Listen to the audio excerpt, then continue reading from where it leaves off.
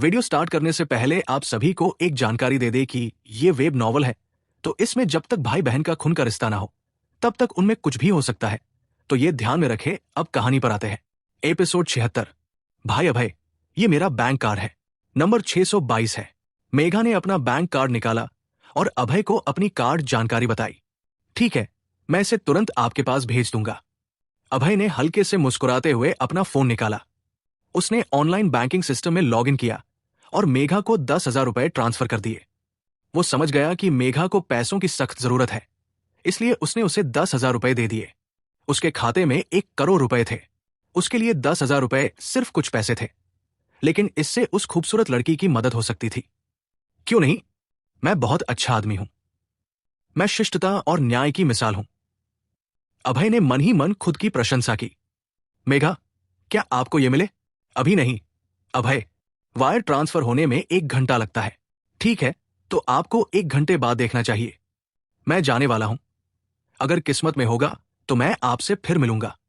अभय ने हल्के से मुस्कुराया, अलविदा कहा और कमरे से बाहर चला गया। उसने मेघा को यह नहीं बताया कि उसने उसे कितने पैसे दिए हैं। उसे लगा कि अच्छे काम करने पर शेखी बघारना बेकार है। भाई अभय बहुत अच्छे आदमी हैं। उन्होंने मुझे टिप में कुछ 100 रुपए दिए होंगे। मेघा की आंखें चमक उठीं और उसने अभय को जाते हुए देखते हुए चुपके से सोचा। उसने ये नहीं देखा कि अभय ने उसे कितने पैसे ट्रांसफर किए थे, इसलिए उसे नहीं पता था कि उसने कितने पैसे दिए थे। उसके दिमाग में कुछ 100 रुपए ही काफी थे। अगर उसे पता चलता कि अभय ने उसे 10,000 रुपए दिए हैं, तो वो शायद वही बेहोश हो जाती। भाई अभय, नंबर 3 सुंदरी की सेवा कैसी थी? जय जैन ने शरारत से पूछा जब उन्होंने अभय को दाहिने बेडरूम से बाहर निकलते देखा। उसकी सेवाएं बहुत अच्छी थी। दूसरों को भी बताएं और सुनिश्चित करें कि वे उसे परेशान न करें। अभय ने जय जैन से कहा। उसे डर था कि मेघा का फायदा उठाया जाएगा। निश्चिंत रहें भाई अभय, भविष्य में वो केवल आपकी सेवा करेगी। कोई भी उसे छू नहीं सकता। जय जैन बहुत चतुर थे और उन्होंने अपनी छाती थपथपाते हुए आश्वस्त होकर कहा, आपका क्या हाल है? कैसा रहा? वहां काफी शोरगुल था। भाई अभय, धन्यवाद। आपकी इलाज कला जादुई है। मेरा नन्हा अंग न केवल खड़ा हो गया, बल्कि मैंने पूरे 1 घंटे तक उस सुंदरी के साथ मजे किए। जब उसे याद आया कि वो सुंदरी कितनी सहज दिख रही थी, तो वो उत्साहित हो गया। ये सब भाई अभय ने उसे दिया था। जय जैन जानता था कि भाई अभय ने उसे एक पुरुष की गरिमा दी है। भाई अभय के बिना वो जीवन भर के लिए नपुंसक रह जाता। हां, भविष्य में अपने निजी जीवन को नियमित करने की कोशिश करें। आपका शरीर अभी ठीक हुआ है। घर पहुंचने पर अपनी दवाएं लेना याद रखें और ऐसे खाद्य पदार्थ खाएं जो आपकी किडनी को पोषण दें। अभय ने उसके कंधे पर थपकी दी और उसे याद दिलाया। धन्यवाद भाई अभय, मैं सावधान रहूंगा। ये अच्छी बात है। रात के 9 बज चुके हैं। मुझे घर जाना है। भाई अभय, आप रात यही क्यों नहीं रुकते? कोई बात नहीं, अलविदा। अभय ने अपना हाथ हिलाया और शांत भाव से चला गया। वो चुपचाप चला गया, जैसे चुपचाप आया था। मसाज खत्म करने के बाद वो बिना किसी शर्त के चला गया। आज रात बहुत आरामदायक लग रही है। अभय सड़कों पर टहलता रहा और ताजी हवा में सांस लेता रहा।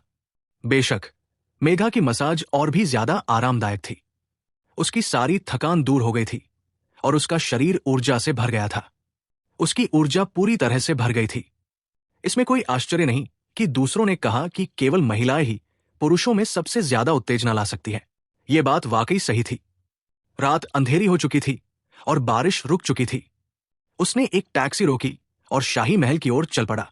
जय जैन उसे ड्राइव करना चाहता था, लेकिन उसने उसके प्रस्ताव को ठुकरा दिया। वो नहीं चाहता था कि जय जैन को शालिनी के साथ उसके रिश्ते के बारे में पता चले। शालिनी के बारे में सोचकर अभय को थोड़ा अपराध बोध हुआ। वो आज मसाज करवाने गया था और उसे थोड़ा दोषी महसूस हुआ, लेकिन अभय को दोषी नहीं ठहराया जा सकता था। शालिनी ही दोषी थी। शालिनी उसकी पत्नी थी, लेकिन शादी के बाद से ही उसने उसे छूने से मना कर दिया था। उसने उसे सिर्फ गले लगाने की इजाजत दी थी। वो एक ऐसा आदमी था जिसकी शारीरिक इच्छाएं बहुत मजबूत थी और उसे महिलाओं की जरूरत थी। ये समझ में आता है कि वो मसाज के लिए गया था। आधे घंटे बाद अभय नंबर 13 हवेली में पहुंच गया। उसने दरवाजा धक्का दिया और लाइटें अभी भी जल रही थी, जिससे वो घबरा गया। उसने सोचा था कि शालिनी अब तक सो चुकी होगी, क्योंकि रात के 9 बज चुके थे। उसे उम्मीद नहीं थी कि शालिनी जाग रही होगी और लिविंग रूम में उसका इंतजार कर रही होगी। शालिनी ने काले रंग के प्रोफेशनल कपड़े पहने थे। उसका चेहरा बर्फ की तरह सुंदर था और सूट उसके शानदार शरीर को अच्छी तरह ढक रहा था। शालिनी को घर पर भी पजामा पहनना पसंद नहीं था और वो हर दिन प्रोफेशनल कपड़े पहनती थी। बेशक जब वो शयन कक्ष में सो रही होगी तो उसने पजामा पहना होगा, लेकिन शालिनी का शयन कक्ष दूसरी मंजिल पर था, जबकि अभय का शयन कक्ष पहली मंजिल पर था। अभय उसे नहीं देख सकता था, भले ही उसने पजामा पहना हो। आप वापस आ गए। शालिनी ने अभय को देखा तो हल्के से उसकी ओर देखा। हाँ, अभय ने सिर हिलाया। उसे अपराध बोध हो रहा था और डर भी लग रहा था कि शालिनी को उसका पता चल जाएगा। उसे लगा कि उसका दिल तेजी से धड़क रहा है, जो एक दुर्लभ बात थी। क्या आपने खाना खाया? शालिनी को साफ तौर पर अभय की असामान्यता का पता नहीं था और उसने हल्के से पूछा, अभी तक नहीं, मैंने भी नहीं बनाया, जाओ खाना बनाओ। ठीक है प्यारी, मैं अभी खाना बनाने जा रहा हूं। अभय शालिनी से नजरें मिलाने से डर रहा था। वो जल्दी से रसोई में गया और खाना बनाना शुरू कर दिया। लेकिन सच कहें तो शालिनी काम में बहुत व्यस्त थी। रात के 9 बज चुके थे, लेकिन वो अभी भी कंपनी के दस्तावेज देख रही थी और उसने कुछ भी नहीं खाया था। शालिनी भी खाना चाहती थी, लेकिन उसे खाना बनाना नहीं आता था। उसने जो भी बनाया था वो जल गया था और घर की नौकरानी भी घर पर नहीं थी, इसलिए वो सिर्फ अभय के घर आने का इंतजार कर सकती थी। इसके अलावा उसे लगा कि अभय का खाना स्वादिष्ट है। उसे स्वाभाविक रूप से इस आदमी का इस्तेमाल करना चाहिए जो खाना बना सकता है। अभय ने अचानक कहा। ज्यादातर लोग सिर्फ बिजनेस की ताकतवर रानी शालिनी को ही देख सकते थे, लेकिन बहुत कम लोग उसकी मेहनत को देख सकते थे। वो इस सशक्त महिला की दिल से प्रशंसा करता था। अभय रसोई में गया और फ्रिज खोला। उसे कुछ सब्जियां, अंडे और नूडल्स का एक डिब्बा मिला। मैं अंडा नूडल्स बनाऊंगा। अभय को अंडा नूडल्स खाना बहुत पसंद था, इसलिए उसने जो अंडा नूडल्स बनाए वो बहुत स्वादिष्ट थे। उसने सब्जियां धोई, फिर अंडे फेंटे और उसमें चुटकी भर नमक और तिल का तेल मिलाया। फिर उसने अंडे का मिश्रण तैयार किया। उसने स्टोव चालू किया, पानी उबाला, नूडल और अंडे डाले और अंत में कुछ पत्तेदार सब्जियां डाली। नूडल को बाहर निकालने से पहले अभय ने थोड़ा नमक डाला और तिल के तेल की कुछ बूंदें डाली और अंडे के नूडल्स का एक स्वादिष्ट कटोरा तैयार हो गया। इसकी खुशबू बहुत अच्छी है। शालिनी का चेहरा खुशी से भर गया जब उसने अपने सामने अंडे के नूडल्स का स्वादिष्ट कटोरा देखा। उसने रात का खाना नहीं खाया था और उसका पेट गुड़गुड़ा रहा था। उसने स्वादिष्ट अंडा नूडल्स का कटोरा खाना शुरू कर दिया। नूडल्स बहुत स्वादिष्ट है। शालिनी ने अपने गोल पेट को थपथपाया और तारीफ की। वो शायद ही कभी किसी की तारीफ करती थी। ये पहली बार था जब उसने उसकी तारीफ की थी। लेकिन अभय के नूडल्स वाकई बहुत स्वादिष्ट थे। भले ही ये सादा शोरबा नूडल्स थे, लेकिन नूडल्स चबाने लायक थे। अंडे ताजे थे और सब्जियां हरी पत्तेदार थी। ये बहुत स्वादिष्ट था। प्यारी, क्या मेरे नूडल्स अच्छे हैं? अभय ने आखिरी नूडल खाया और मुस्कुराते हुए पूछा। आपके नूडल्स स्वादिष्ट हैं।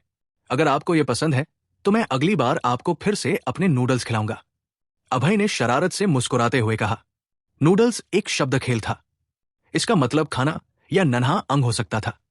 हालांकि शालिनी बहुत बुद्धिमान थी, लेकिन उसे पुरुषों और महिलाओं के बीच की चीजों के बारे में कुछ भी नहीं पता था। वो अनजाने में फिर से अभय के मौखिक जाल में फंस गई थी। एपिसोड 77। हाँ प्यारी, मैं आपसे कुछ पूछना चाहता हूं। मुझे आज एक शिकायत पत्र मिला। सुरक्षा विभाग के किरण ने कहा कि आपने उसके साथ मारपीट की। क्या हुआ? शालिनी ने हल्के से भौहें सिकोड़ते हुए पूछा।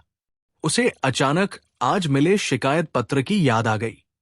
वो आदमी बहुत घमंडी था और उसने मेरा अपमान किया था, इसलिए मैंने उसे पीटा।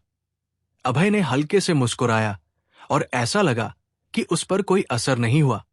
प्रिया, वो सुरक्षा विभाग का प्रमुख है और उसके पिता कंपनी के उपाध्यक्ष हैं। कृपया भविष्य में इतनी लापरवाही न करें। ठीक है, मैं पत्नी की बात मानूंगा। अगर वो आकर मुझे परेशान नहीं करेगा तो मैं उसे फिर कभी नहीं छूंगा। ओह हां, आप मुझे नौकरी से निकालने की उसकी मांग से सहमत नहीं थी। आप मेरे पति हैं, मैं कैसे सहमत हो सकती हूं? अगर मुझे किसी को नौकरी से निकालना होगा तो वो वही होगा। शालिनी ने ठंडे स्वर में कहा। वो बहुत सुरक्षात्मक थी और अपने पति के साथ परेशानी मोल लेने वालों के खिलाफ जवाबी कार्रवाई करती थी। अगर किरण के पिता कंपनी के उपाध्यक्ष न होते तो वो उस आदमी से आत्मालोचना पत्र लिखवाती। प्यारी, मुझे आपके शरीर पर सुगंध क्यों आ रही है? शालिनी ने सांस ली और उसकी आंखों में भ्रम की एक चमक दिखाई दी। पत्नी, ये अंडे और तिल के तेल की गंध है। अभय ने अपने माथे से ठंडा पसीना पोंछा और अपराध बोध से कहा। उसकी पत्नी का अंतर्ज्ञान इतना डरावना था कि वो घबरा गया। प्रिया, मुझे ऐसा क्यों लग रहा है कि ये किसी महिला के परफ्यूम जैसी खुशबू है? और आपको पसीना क्यों आ रहा है? शालिनी का सुंदर चेहरा उलझन से भर गया। खुशबू बिल्कुल किसी महिला के परफ्यूम जैसी थी। पत्नी, आप गलत है। ये अंडे और तिल के तेल की गंध है। मैं आज थोड़ा थका हुआ हूं। अब मैं आराम करने जा रहा हूं। अभय ने थका हुआ होने का नाटक किया और अपने शयन कक्ष की ओर चला गया। ये बहुत करीबी मुठभेड़ थी। उसे लगभग पकड़ लिया गया था। उसने अपनी छाती थपथपाई और महसूस किया कि उसका दिल डर से तेजी से धड़क रहा था। कहते हैं कि महिलाओं की सूंघने की शक्ति बहुत तेज होती है। ये बात सच थी। शालिनी उसके शरीर पर परफ्यूम की खुशबू सूंघ सकती थी। बेशक, उसके शरीर पर जो खुशबू थी वो मेघा की मसाज की थी। क्या ये सचमुच तिल के तेल और अंडे की गंध है? शालिनी का चेहरा उलझन में था और उसकी आंखें संदेह से भरी थी। Jade finger emperor spa. हे भगवान, ये 10,000 रुपए हैं। मेघा ने अपना फोन निकाला और ट्रांजैक्शन हिस्ट्री देखी। उसका मासूम चेहरा स्तब्ध था। उसे अभी अभी लेन देन का टेक्स्ट मैसेज मिला था। उसने सोचा था कि अभय उसे टिप में कुछ 100 रुपए देगा। उसे आश्चर्य हुआ जब मैसेज में लिखा था कि उसे 10,000 रुपए मिले हैं। भाई अभय, धन्यवाद। मेघा का चेहरा कृतज्ञता से भर गया। वो जानती थी कि 10,000 रुपए से उसकी मां का ऑपरेशन कल हो सकता है। वो अपनी मां के ऑपरेशन के लिए सबसे अच्छे डॉक्टर भी ढूंढ सकती थी। उसकी मां को बचाया जा सकता था। स्वाभाविक रूप से वो अभय के प्रति आभारी थी। अगले दिन मौसम धूप वाला था। ये कल के उदास मौसम से अलग था। सूरज की गर्मी से जमीन गर्म थी। अभय बहुत देर से उठा क्योंकि वो कल थका हुआ था। उसने जय जैन का इलाज करने के लिए 9 पावर एनहेंसिंग नीडल्स का इस्तेमाल किया था और अपनी बहुत सारी ऊर्जा खर्च कर दी थी। लेकिन एक रात आराम करने के बाद उसकी ऊर्जा फिर से भर गई और वो एक बार फिर ऊर्जा से भर गया। उसकी रिकवरी की ताकत हमेशा बहुत मजबूत थी। सफाई करने के बाद अभय के पास नाश्ता करने का समय नहीं था। वो तुरंत कंपनी की ओर चल पड़ा। हालांकि उसकी गति बहुत तेज थी, फिर भी वो काम पर देर से पहुंचा क्योंकि वो देर से उठा था। भाई अभय, आप फिर से देर से आए। मिस श्यामली नाखुश है। श्यामली ने हल्के गुस्से वाले चेहरे से अभय को देखा और वो थोड़ी परेशान थी। उसने आज हल्के पीले रंग के कपड़े पहने थे। उसका उभार बहुत बड़ा था और लगभग उसकी शर्ट से बाहर निकल रहा था। इससे वो और ज्यादा आकर्षक लग रही थी। उसने सिल्वर हील्स पहनी थी और अपनी पीली गोरी पिंडलियों का एक हिस्सा दिखाया था जिसे सभी ने देखा था। वो बहुत सुंदर थी, इसलिए वो जो भी पहनती अच्छी ही लगती थी।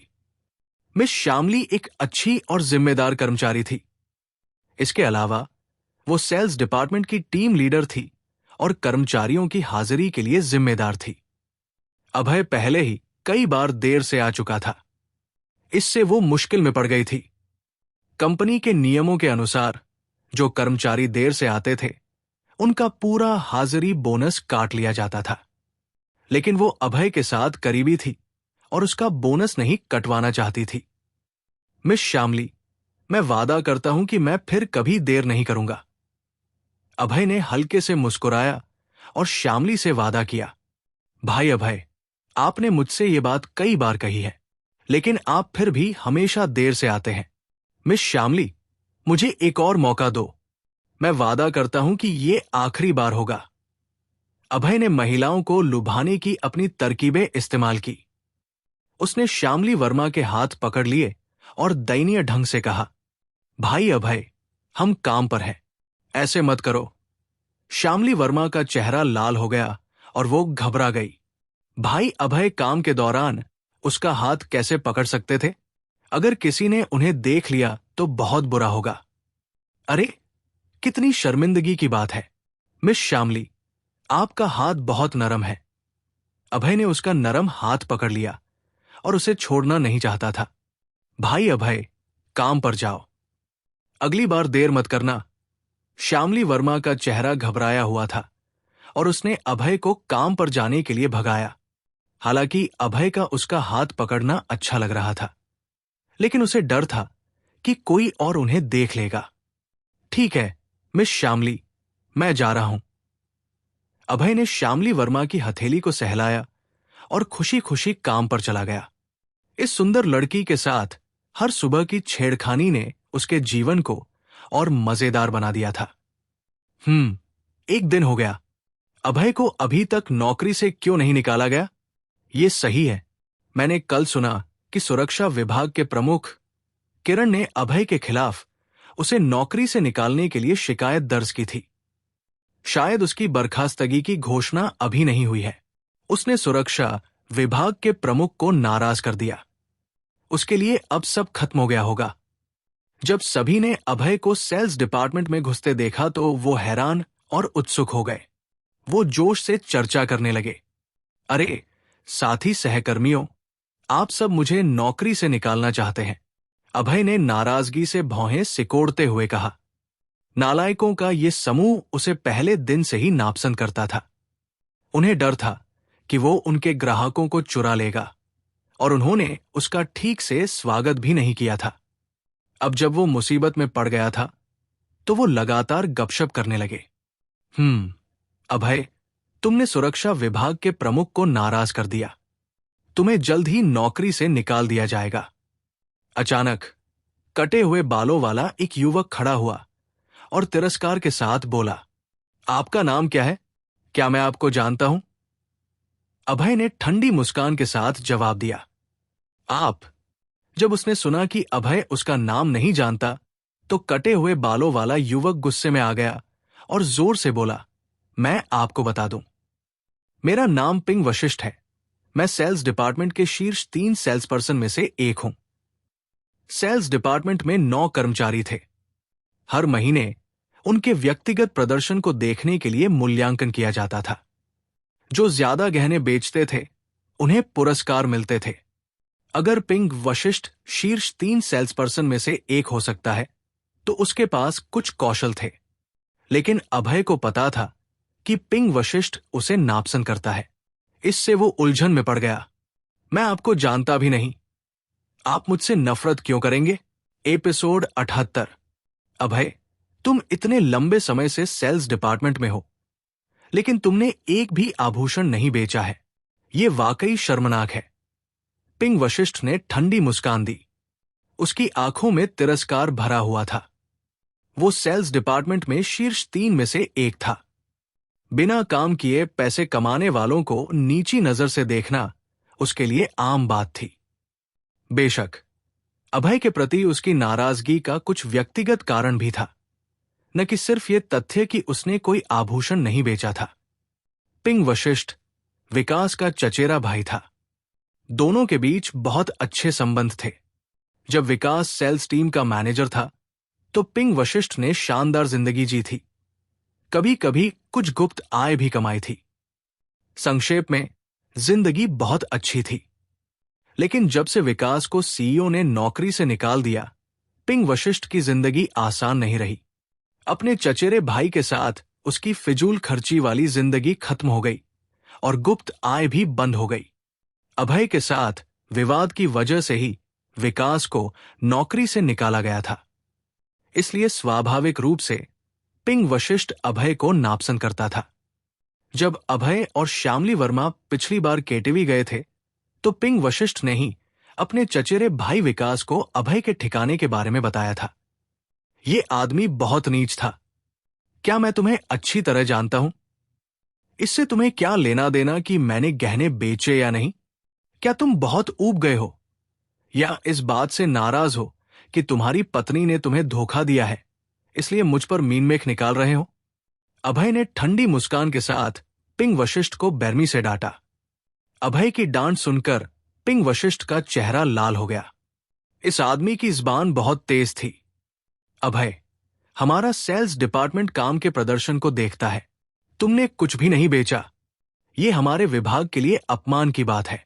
सेल्स डिपार्टमेंट के सदस्य के रूप में ये बात कहने की जिम्मेदारी मेरी है। सब लोग, क्या मैं सही कह रहा हूं? पिंग वशिष्ठ का चेहरा उदास था और उसने आसपास की भीड़ से कहा, वो नैतिक रूप से ऊंचा स्थान हासिल करना चाहता था और अभय पर हमला करने के लिए अपने आसपास के लोगों का समर्थन जुटाना चाहता था। पिंग वशिष्ठ की बातें सुनकर आसपास के लोगों ने सिर हिलाया और मान लिया कि वो सही था, क्योंकि अभय ने इतने लंबे समय तक यहां रहते हुए वास्तव में एक भी आभूषण नहीं बेचा था। सेल्स डिपार्टमेंट की मुख्य भूमिका आभूषण बेचना थी। अगर आप चीजें नहीं बेच पाते तो लोग स्वाभाविक रूप से आपसे नफरत करते थे। पिंग वशिष्ठ, मुझे लगता है कि तुम्हारा सिर दरवाजे में फंस गया था। सेल्स डिपार्टमेंट का प्रबंधन मैनेजर और विभाग निदेशक करते हैं। उन्होंने मेरी आलोचना भी नहीं की, लेकिन तुम कर रहे हो। तुम खुद को क्या समझते हो? अभय के शब्दों ने पिंग वशिष्ठ को गुस्से में भर दिया। मौखिक जंग के मामले में पिंग वशिष्ठ अभी भी अभय से बहुत पीछे था। अभय 3 राज्यों के जूलियांग की तरह था, जो अपने शब्दों से दुनिया पर कब्जा कर लेता था और बातचीत के जरिए लोगों को हरा देता था। चलो निकलो मूर्ख, आराम करो, मेरे काम में दखल मत दो। अभय ने उसकी परवाह न करते हुए हाथ हिलाया और अपनी सीट की ओर चल दिया।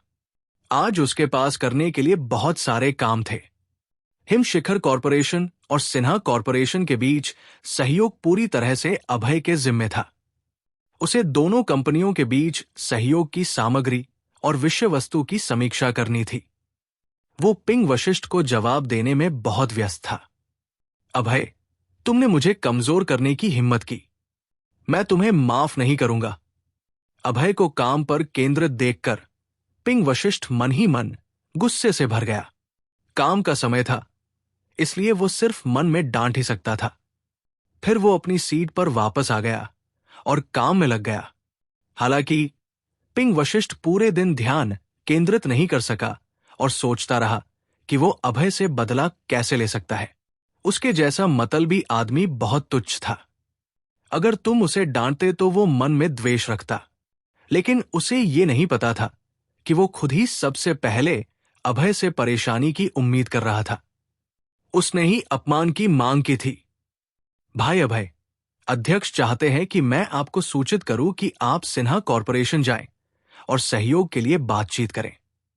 जब अभय ने दोनों कंपनियों की सामग्री खत्म की तो मिस श्यामली का पतला शरीर अंदर आया। मिस श्यामली, सिन्हा कॉरपोरेशन ने मुझे अभी जाने को कहा है। हाँ, सीईओ ने सहमति दे दी है। जल्दी करो। सीईओ ने कहा है कि आपको यह काम पूरा करना होगा। काम पूरा करने पर आपको इनाम मिलेगा, लेकिन अगर आप असफल हुए तो आपको खाने की इजाजत नहीं है। मिस श्यामली, सीईओ से कहो, उन्होंने मेरी बात मान ली है। अभय ने हल्के से मुस्कुराते हुए सामग्री को अपने बैग में डाला और सेल्स डिपार्टमेंट से बाहर चला गया। पत्नी, मैं तुम्हारे इनाम के लिए ये काम जरूर पूरा करूंगा। अभय मुस्कुराया और इमारत से बाहर निकल गया। उसने टैक्सी रोकी और सिन्हा कॉरपोरेशन की ओर चल पड़ा। आधे घंटे बाद अभय सिन्हा कॉरपोरेशन में पहुंच गया। सुंदरी, बहुत दिन हो गए मिले हुए। क्या आपको मेरी याद आई? अभय रिसेप्शनिस्ट के पास गया और मुस्कुराते हुए बोला। रिसेप्शन डेस्क के पीछे खड़ी लड़की ने आज हल्के नीले रंग की प्रोफेशनल स्कर्ट पहनी थी, जो उसके सुंदर चेहरे से मेल खा रही थी और बहुत अच्छी लग रही थी। अभय को याद आया कि पिछली बार जब वो रूपा सिन्हा के लिए आया था तो यही लड़की थी जिसने उसका स्वागत किया था। जब ललित ने उसे परेशान करना चाहा था तो यही लड़की थी जिसने उसे जाने के लिए कहा था। वो एक दयालु और सुंदर छोटी सुंदरी थी। अरे, ये तो आप है। पिछली बार ये अभय था। ये देखकर रिसेप्शनिस्ट का खूबसूरत चेहरा बदल गया। उसके दिल में डर महसूस हुआ। उसे अच्छी तरह याद था कि पिछली बार इसी आदमी ने ललित और एक दर्जन सुरक्षा कर्मियों को हराया था। वो एक हिंसक आदमी था, इसलिए वो थोड़ी डरी हुई थी। सुंदरी, क्या आप मुझसे डरती है? ये देखकर कि सुंदर लड़की डरी हुई लग रही थी, अभय थोड़ा अवाक रह गया। मैं अच्छा दिखने वाला लड़का हूं, इसमें डरने की क्या बात है? मैं मैं मैं आपसे नहीं डरती। हालांकि छोटी लड़की ने कहा कि वो डरी नहीं है, लेकिन उसका घबराया हुआ चेहरा कुछ और कह रहा था। वो अपने सामने खड़े इस सुंदर लड़के से वाकई डर रही थी, लेकिन उसे ऐसा दिखाना पड़ा कि वो डरी हुई नहीं है। उसका घबराया हुआ और डरा हुआ चेहरा बहुत प्यारा लग रहा था। छोटी सुंदरी, मैं यहां रूपा सिन्हा के लिए आया हूं। क्या वो यहां है? अभय ने अपना सिर हिलाया। इस छोटी सुंदरी के साथ छेड़खानी नहीं की। उसे डर था कि अगर उसने और कुछ कहा तो ये छोटी सुंदरी डरकर रोने लगेगी। प्रेसिडेंट अपने ऑफिस में आपका इंतजार कर रही है। छोटी सुंदरी घबराई हुई लग रही थी और बोली, ठीक है, अलविदा। अभय ने हाथ हिलाया और शान से चला गया। जब वो पलटा तो उसकी मुलाकात सुरक्षा विभाग के प्रमुख ललित से हुई। अभय को देखकर ललित के चेहरे के भाव बदल गए और वो इतना डर गया कि वो पलटकर भाग गया, जैसे बिल्ली को देखकर चूहा भागता है। उसे डर था कि अभय उसे फिर से पीटेगा। अरे, क्या मैं सचमुच इतना डरावना हूं? ललित को तुरंत भागते देख अभय ने अजीब ढंग से कहा। पास में खड़ी छोटी सुंदरी सिर हिलाती रही, मानो कह रही हो, हां, आप डरावने हैं। आखिरकार वो हिंसक पागल चला गया। अभय को इमारत में जाते देख रिसेप्शनिस्ट की छोटी सुंदरी ने अपनी छोटी छाती थपथपाई और राहत की सांस लेते हुए कहा, दरअसल वो लड़का काफी सुंदर लग रहा था। अगर वो इतना हिंसक न होता और दर्जन भर सुरक्षा कर्मियों को न पीटता तो बहुत अच्छा होता। छोटी सुंदरी ने मन ही मन सोचा। अभय रूपा सिन्हा के ऑफिस में पहुंचा। दरवाजा खोलने से पहले 3 बार खटखटाया और अंदर चला गया। अच्छा डिजाइन।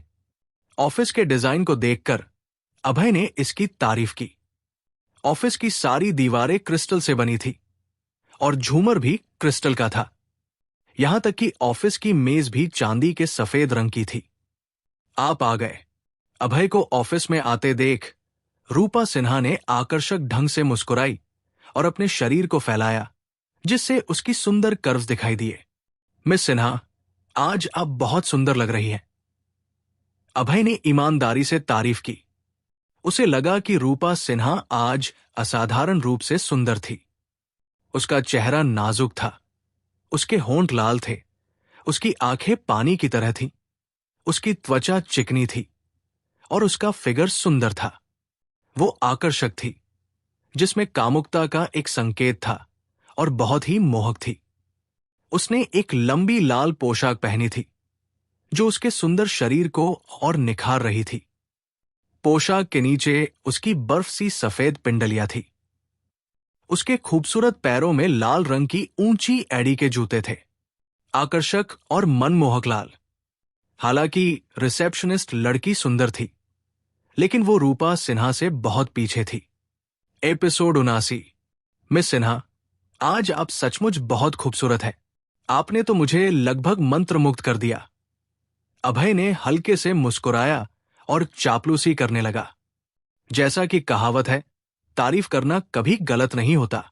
महिलाओं को यह सुनना अच्छा लगता है कि वो सुंदर है, चाहे वो कितनी भी समझदार क्यों न हो। अभय यहां रूपा सिन्हा के साथ साझेदारी पर बात करने आया था, लेकिन उससे पहले कुछ दोस्ताना रिश्ता बनाना उसे ज्यादा फायदा दिला सकता था। आपका मुंह बहुत मीठा है। क्या आपने आज सुबह शहद खाया? रूपा सिन्हा ने आकर्षक ढंग से मुस्कुराया। अभय के साथ बहुत सहज और खुश महसूस कर रही थी। वो बहुत अच्छे मूड में थी। मिस सिन्हा, अपनी ओर देखें।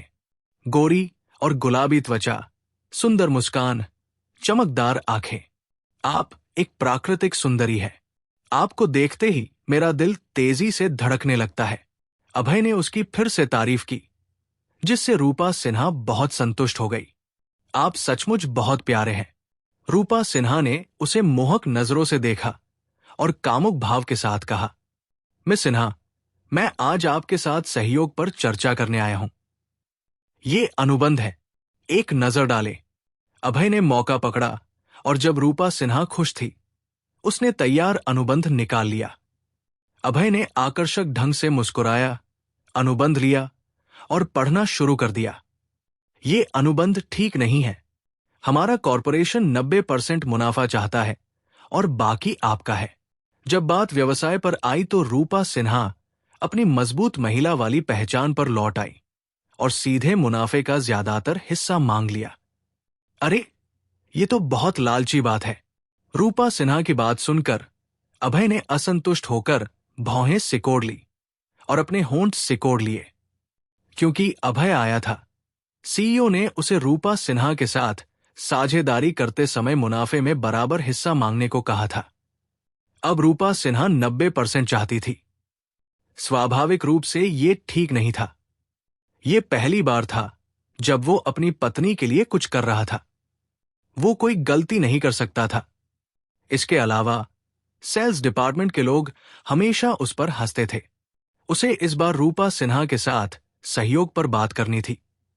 कंपनी को ज्यादा लाभ दिलाना था और सेल्स डिपार्टमेंट के लोगों के सामने खुद को साबित करना था। मिस सिन्हा, मेरी स्पष्टवादिता के लिए मुझे माफ करें, लेकिन आपने जो मुनाफा मांगा वो बहुत ज्यादा है। मैं आपको ज्यादा से ज्यादा 50% ही दे सकता हूं। अभय ने अपना सिर हिलाकर रूपा सिन्हा की लालची मांग को ठुकरा दिया। उसने सोचा था कि रूपा सिन्हा से दोस्ताना रिश्ता बनाना और उसे खूबसूरत कहना कंपनी के लिए ज्यादा मुनाफा लाएगा। उसे उम्मीद नहीं थी कि रूपा सिन्हा इतनी महत्वाकांक्षी होगी। इसमें कोई आश्चर्य नहीं कि रूपा सिन्हा 1000 करोड़ से ज्यादा की कंपनी की प्रेसिडेंट बन सकती थी। उनकी थोड़ी सी भी मजबूत इच्छा शक्ति के कारण सफल न होना मुश्किल था। मुझे मुनाफे का 90% हिस्सा चाहिए, वरना मैं आपके साथ सहयोग करने से मना कर दूंगी। रूपा सिन्हा ने आकर्षक ढंग से मुस्कुराते हुए कहा, बिना किसी चिंता के। मिस सिन्हा, आप एक ऐसे आदमी को मार रही हैं जो पहले से मुसीबत में है। आपने मुझे निराश कर दिया। अभय ने थोड़ा मुंह सिकोड़ा और उसकी आंखों में निराशा दिखाई दी। उसने सोचा था कि वो और रूपा सिन्हा दोस्त है और दूसरा पक्ष बराबर मुनाफे के सहयोग पर सहमत हो जाएगा। उसे नहीं पता था कि वो 90% चाहती थी। अगर वो सहमत हो जाता तो न सिर्फ हिम शिखर कॉरपोरेशन को लाभ नहीं होता, बल्कि नुकसान भी हो सकता था। अभय को पता था कि हिम शिखर कॉरपोरेशन की पूंजी में कमी आई है। अगर वो इसे ठीक से नहीं संभाल पाया तो उसे दिवालियापन का सामना करना पड़ सकता था। हर्ष चतुर्वेदी और अन्य 3 बड़े परिवारों ने भी हिम शिखर कॉरपोरेशन को घेर लिया था। ये अब एक निर्णायक मोड़ पर पहुंच गया था। रूपा सिन्हा ने जो किया उससे निश्चित रूप से हिम शिखर कॉरपोरेशन को बहुत बड़ा खतरा हो गया और वो शायद इससे कभी उबर न पाए। अगर आप मुनाफे का 50% चाहते हैं तो कोई बात नहीं, लेकिन आपको मुझसे कुछ वादा करना होगा। रूपा सिन्हा ने चालाकी से मुस्कुराते हुए कहा। वो महत्वाकांक्षी 90% मुनाफा इसलिए मांग रही थी ताकि अभय उनकी और मांगे पूरी करे। मिस सिन्हा बोले, मैं आपको 50/50 बंटवारे पर कैसे सहमत करा सकता हूं? अभय ने धीमे स्वर में कहा। उसके लहजे में थोड़ा असंतोष झलक रहा था। बहुत आसान है, जब तक आप मेरे भाई बने, फिर एक बहन के रूप में मैं आपकी देखभाल करूंगी और आपको मुनाफे का 50% दूंगी। रूपा सिन्हा ने मोहक मुस्कान के साथ अपनी बात रखी। दरअसल रूपा सिन्हा सिर्फ अभय की बहन बनना चाहती थी और उसके साथ रिश्ता बनाना चाहती थी। क्या मेरी बड़ी बहन बनेंगी? अभय बहुत उलझन में था और अवाक रह गया। इतने हंगामे के बाद रूपा सिन्हा 90% मुनाफा नहीं चाहती थी, बल्कि उसकी बड़ी बहन बनना चाहती थी। उसे पता था कि कभी कभी भाई बहन जैसे रिश्तों का एक खास मतलब हो सकता है। खासकर कुछ मामलों में ये रिश्ते अलग तरह के फायदे भी लाते हैं। रूपा सिन्हा मेरी बहन बनना चाहती है। क्या वो मुझे पसंद करती है और मुझे लुभाना चाहती है? अभय ने सोचा, थोड़ा आत्ममुग्ध होकर। मिस सिन्हा, ये सच्चा भाई बहन का रिश्ता है या कुछ और? ये दो अलग अलग मतलब है। अगर कुछ और है तो आप मुझे लुभाना चाहती है, आप शरारती है। अभय का मुंह थोड़ा टेढ़ा हो गया और अचानक उसे समझ आ गया। इस चालाक महिला ने आखिरकार अपना इरादा दिखा दिया। क्या मैं आपको लुभाना चाहती हूं? रूपा सिन्हा हैरान दिखी। उनकी पलकें ऊपर नीचे हिल रही थी। वो सचमुच इस आदमी को लात मारना चाहती थी। इतना आत्ममुग्ध मत बनो। मैं आपकी बहन बनकर आपके साथ मिलकर काम करना चाहती थी। मुझे उम्मीद नहीं थी कि आप इसे गलत समझेंगे। कुछ और? मैं अभी तक कुंवारी हूं, ठीक है? आपका दिमाग बहुत गंदा है। अब रूपा सिन्हा ने अभय को आत्ममुग्ध के रूप में टैग कर दिया था। इतना आत्ममुग्ध मत बने। मैं सिर्फ आपकी बहन बनना चाहती हूं और मेरा आपको लुभाने का कोई इरादा नहीं है। रूपा सिन्हा ने अपनी आंखें घुमाई और अवाक रह गई। वो अभय की आत्ममुग्धता से हैरान थी। ओह बहन, अब मैं सहमत हूं। क्या आप मुनाफे का 50% हिम शिखर कॉरपोरेशन को दे सकती हैं? अभय सिर्फ कंपनी की भलाई के लिए रूपा सिन्हा को अपनी बहन बनाने पर सहमत हो सकता था। प्यारी, ये मेरी गलती है। ये सब कंपनी की भलाई के लिए था। अगर मैं उनकी बहन बनने के लिए सहमत नहीं होता तो वो सारा मुनाफा ले लेती। कंपनी के लाभ के लिए मैंने अपनी नैतिकता का त्याग किया। मुझे यकीन है कि मेरी पत्नी मेरी तारीफ करेगी कि मैं कितना विचारशील और निस्वार्थ हूं। अभय ने मन ही मन सोचा, चूंकि मैं आपकी बहन हूं तो स्वाभाविक रूप से मैं आपकी देखभाल करूंगी। अनुबंध आपकी बात के मुताबिक है। अभय को उन्हें अपनी बहन कहते सुनकर रूपा सिन्हा के खूबसूरत चेहरे पर खुशी झलक उठी। वो जानती थी कि उन्होंने सामने वाले लड़के के साथ करीबी रिश्ता बना लिया है, जिससे वो थोड़ा शर्मिंदा और हैरान थी, क्योंकि इस लड़के ने अभी अभी उनके साथ छेड़खानी की थी। रूपा सिन्हा ने आकर्षक ढंग से मुस्कुराया। अपने दिल की शर्म को दबाते हुए उन्होंने अनुबंध लिया और एक आह भरी, फिर उस पर कंपनी की मुहर लगा दी। अनुबंध आधिकारिक रूप से लागू हो गया। धन्यवाद बहन। अभय ने अनुबंध अपने हाथ में लिया, उन्हें धन्यवाद दिया और जाने के लिए तैयार हो गया। रुके भाई, क्या हो रहा है? आपकी बहन के रूप में मेरा पहला दिन है। एक भाई के रूप में क्या आपको कुछ नहीं करना चाहिए? आप मुझसे क्या करवाना चाहती है? अभय के चेहरे पर उलझन थी। उसे समझ नहीं आ रहा था कि रूपा सिन्हा क्या चाहती है। उन्होंने अभी अभी रूपा सिन्हा के साथ बातचीत पूरी की थी।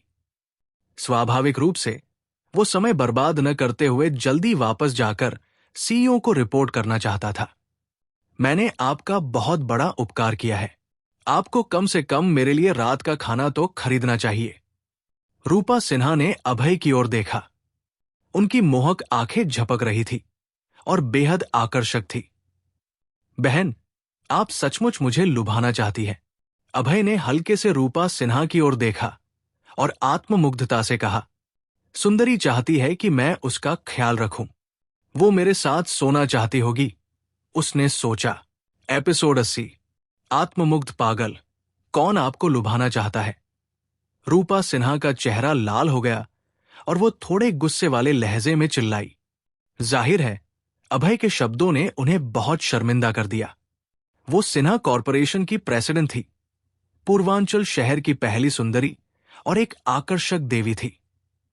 लेकिन अब एक युवक अचानक उनके साथ छेड़खानी कर रहा था।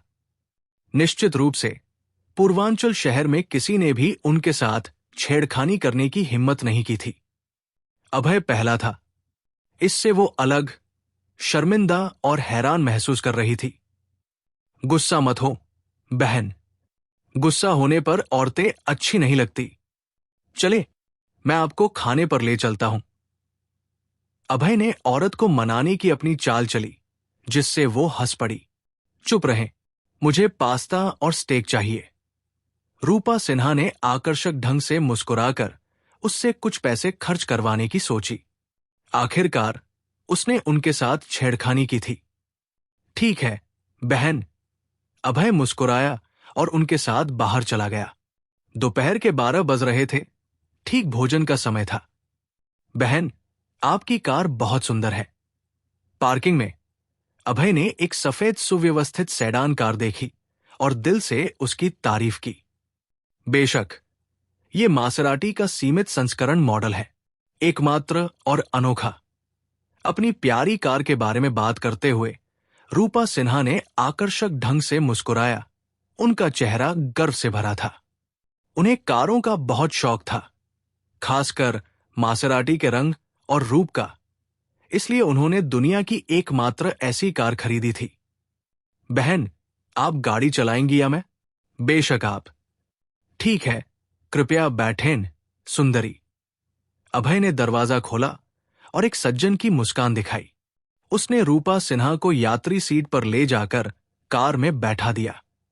बहन, हम खाना कहाँ खाएंगे? वैलेंटाइन रेस्तरां में चलें। रूपा सिन्हा ने आकर्षक ढंग से कहा। क्या वैलेंटाइन रेस्तरां? ये एक प्रेमी जोड़ों का रेस्तरां था, जहां अक्सर जोड़े खाना खाते थे। आप बहुत शरारती हैं, मुझे लुभाना चाहती हैं। अभय ने धीरे से रूपा सिन्हा से कहा। आप शरारती हैं। छी, आप शरारती हैं। इतना आत्ममुग्ध मत बने।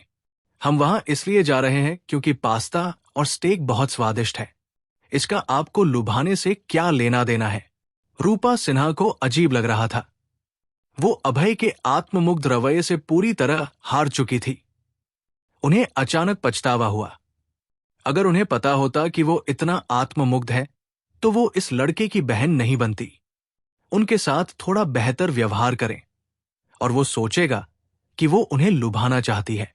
बेशक, रूपा सिन्हा को नहीं पता था कि वो अभय के साथ गलत थी, क्योंकि वो सुंदर और आकर्षक थी। और अगर ये पुराना समय होता तो उनका निश्चित रूप से उस राज्य के लिए आपदा लाता, क्योंकि राजा अपने कर्तव्यों और काम पर ध्यान देने के बजाय उनके ऊपर मोहित रहता। हल्का सा आकर्षण और सौम्य मुस्कान दिखाना पुरुषों के लिए घातक रूप से मोहक हो सकता था। अगर दूसरे पुरुष रूपा सिन्हा की आकर्षक मुद्रा को देखते तो उनके मुंह में पानी आ जाता और वो मुश्किल से चल पाते। कम से कम अभय के मुंह में पानी नहीं आ रहा था, जो ज्यादातर पुरुषों से कहीं बेहतर था। 10 मिनट बाद अभय और रूपा सिन्हा वैलेंटाइन रेस्तरां में पहुंच गए। रेस्तरां में 5 मंजिलें थी, शानदार सजावट थी और दरवाजे पर गुलाब छपा हुआ था। प्रेमी जोड़े एक दूसरे की बाहों में बाहें डालकर अंतरंग ढंग से रेस्तरां में चले गए। कभी कभी कई जोड़े एक दूसरे को चूमते थे और कुछ ऐसा करते थे जो बच्चों के लिए ठीक नहीं था।